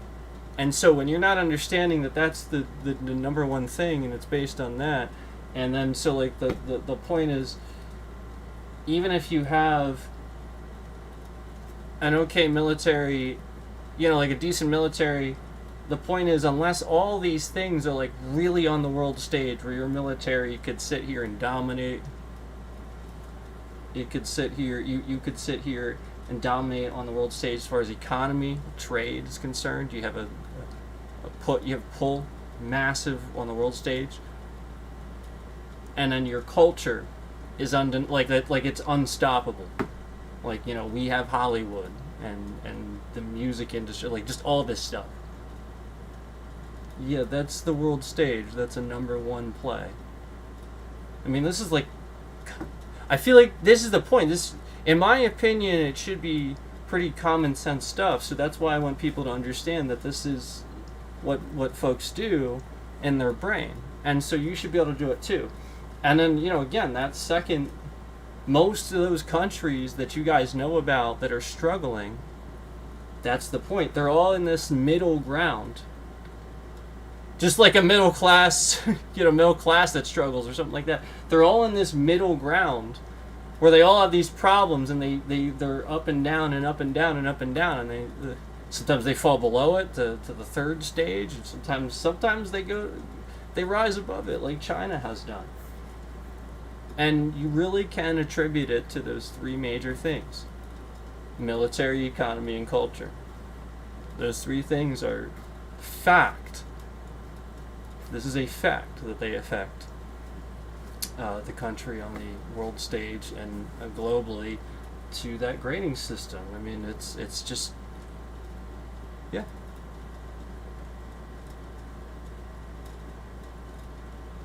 Yes, exactly. You can always add more to that, but that was what I wanted to give you, is essentially, the problem with adding more to it is you're analyzing too much. You should stop. You should leave it simple. See, now that's the problem. Now you want to add this, now you want to... No, you have to keep it simpler. Otherwise, yeah, you are encompassing too much. You're not thinking about it properly. Because again, we're talking about three major things: economy, military, and culture. They really are, the things that that's the point. Your culture affects the economy for sure, but it's not the only driving factor. So that's why I say economy, military, and culture. So there you go.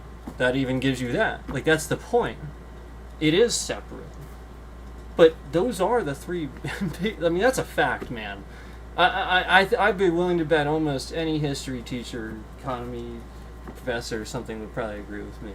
Like, those are just the driving factors.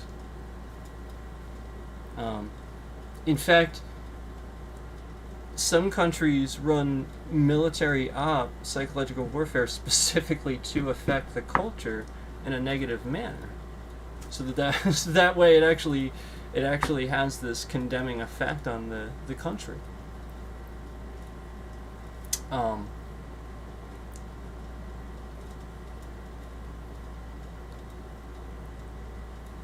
South Korea, great example. South Korea is one of those countries where, because of their music industry, they just started booming. And tech too. But again, culture. So tech you can put arguably on the economy factor, but you can say it trickles into the culture factor too because of cell phones, gaming, and stuff like that. So there's two different things. Like, we could just go on all day. But if you don't simplify this, you don't go, oh, well, that's, okay, economy. Military. Culture. If you don't just say that, because we're culture, yeah, some other things might affect culture, but separate culture where it by itself can...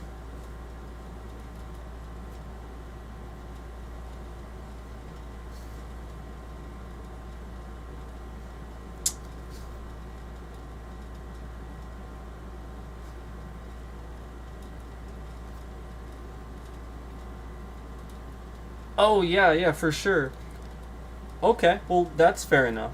It would, if you move to another country, the system alone would help to some degree, but not enough. And that's respectable.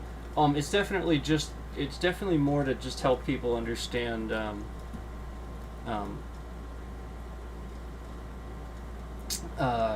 where countries, stand with each other, I guess, would be a much more accurate way of saying that. But not necessarily to move there. Just ranking thinking about them from a ranking system. This is a first, second, or third rate country. Place, rate. Like essentially, like if you're running a race and you're winning or losing, there's a first, second, or third place person. That's how I would think about that, where China and the United States are in first place. And there's like a ton of countries in second place, just a ton of them. And a third place is last place. There's just so many there too. There's a bunch there too because there's so many countries. So that's how I think about that. I wouldn't necessarily think about it, like you can just go and use this as a thing for, oh, that's fine to move there just because it's a first rate. Well, no. I sure as hell wouldn't move to China just because it's a first rate country, I'm not saying that. But, I mean, I wouldn't not consider it just because of that either. So yeah, fair point.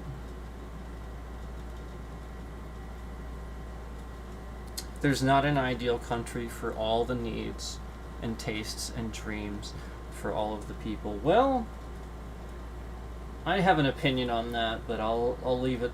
I'll leave my opinions maybe for another time.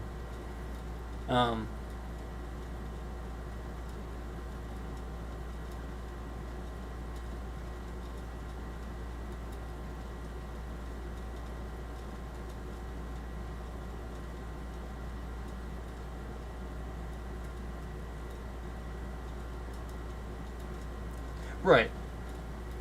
Right. On the world stage, yes. We're talking about the world stage. Yes. Exactly. Like on the world stage of rating them. Yes. Yep. That's exactly what we're talking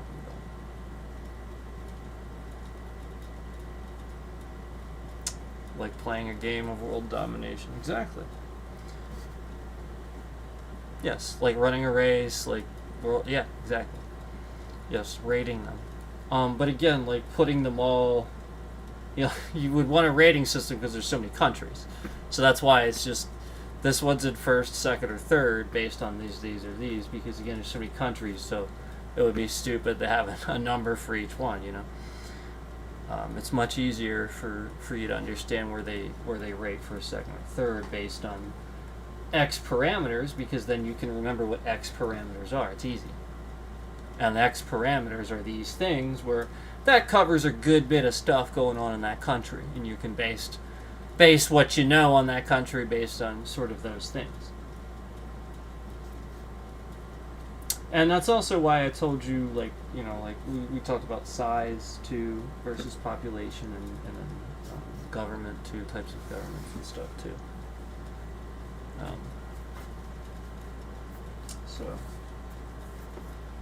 But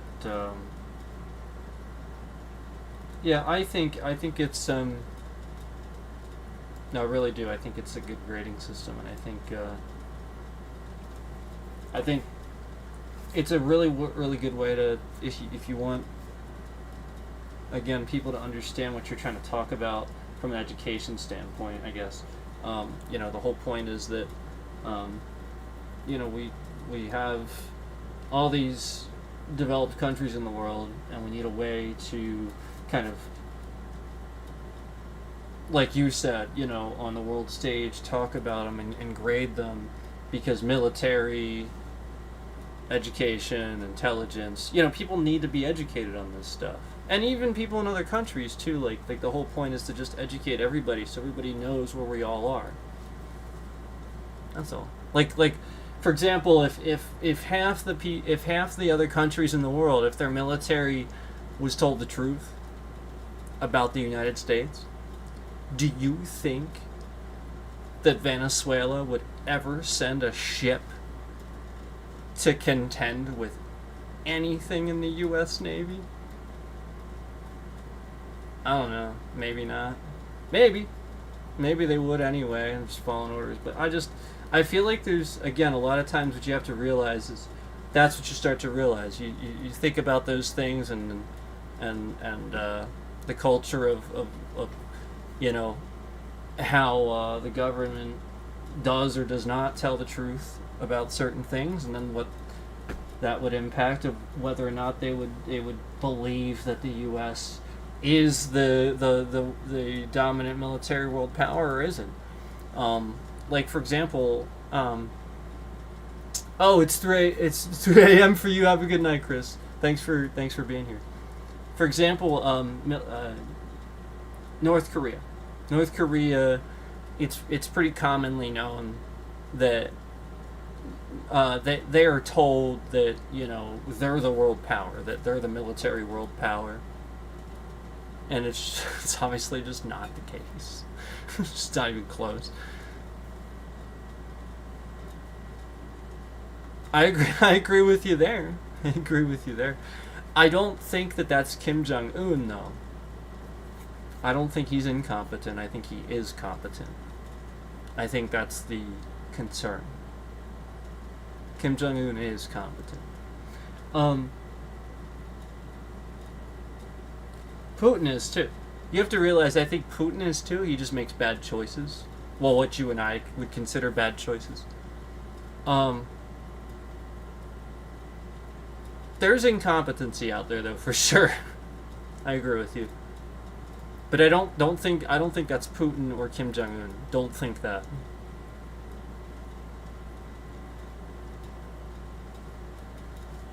I'll keep my opinions to myself as far as who I think it is, but I don't personally think it's Putin or Kim Jong Un, and there's evidence of that.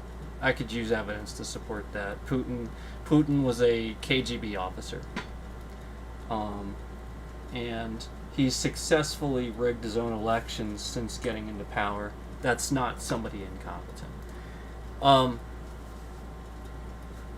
Kim Jong Un was not educated in North Korea. He was flat out educated in Switzerland for the purposes of them knowing that they could not educate their leader to the degree that they wanted, and intentionally shipped him somewhere that they had an education system that was like the top in the world.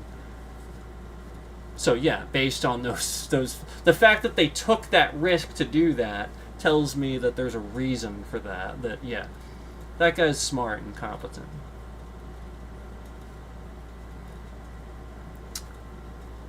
I was thinking more about Venezuela. North Korea has kept a tight ship for a long time, suffering because of it, but he's still competent. Yeah.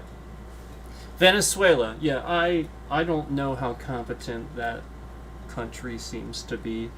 I don't know much. I'll be honest. I'm not really. I don't know much about that situation. I haven't looked into it too much, but from what I've seen, it certainly seems that way. But things can seem a certain way, based on your perspective. So I haven't looked into it yet. I can't say for sure. But yeah, Kim Jong Un's competent. I would say that about him and about Putin.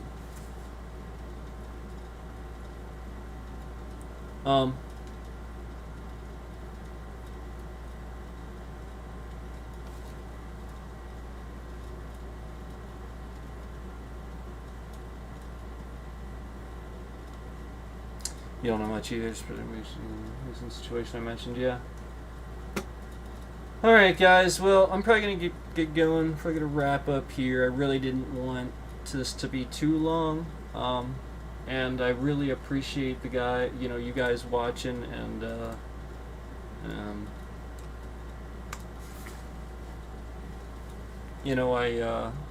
I appreciate the feedback, and you guys willing to meet halfway with me. So it's appreciated having good feedback and constructive debate.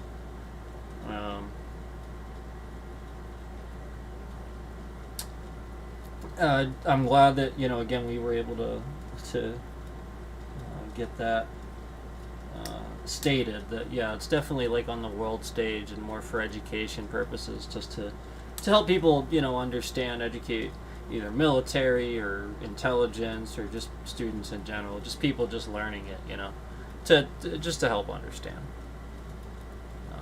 But yeah, you're right to think that like that's not necessarily the information you want to move there or anything like that. But Um, I don't really care about the world stage as far as moving to a country.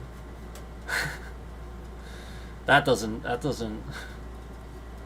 I would agree with you actually on that.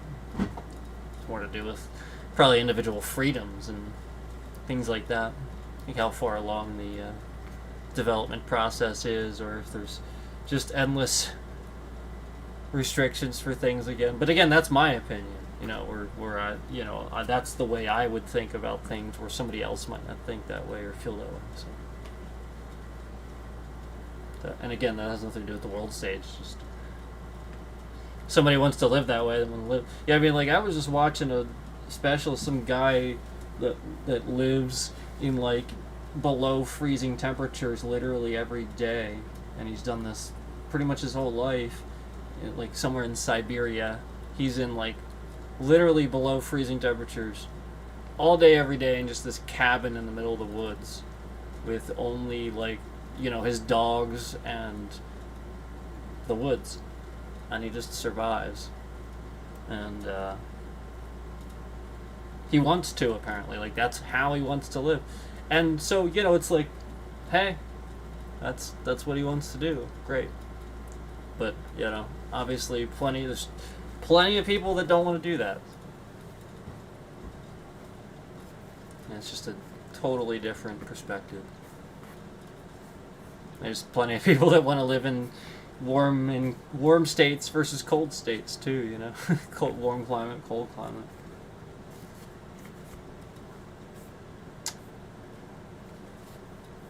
Yeah, no, it's fine. It's fine.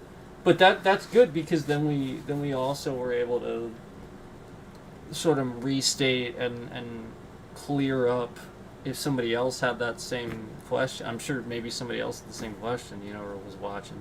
So I mean, like it doesn't. Yeah, it's always appreciated, as long as it's constructive and it's not just malicious. You know, feedback is always appreciated.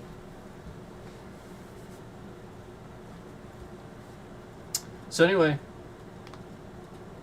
I think it's time, guys. I think that's where we're gonna go ahead and stop.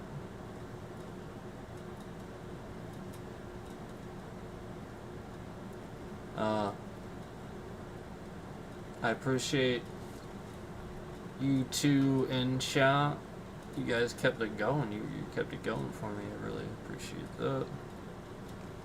And all the views, everybody that watched, thank you so much for watching. I really tried to put a lot into what we did here, so I hope that you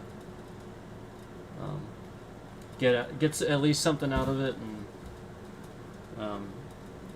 it helps you understand kind of, again, the world stage of how things are, you know, just how everybody, the question, you know, obviously right now everybody's thinking about World War III, and everybody's thinking of just about the, you know, the world stage of things and how everything rates, and so there we go.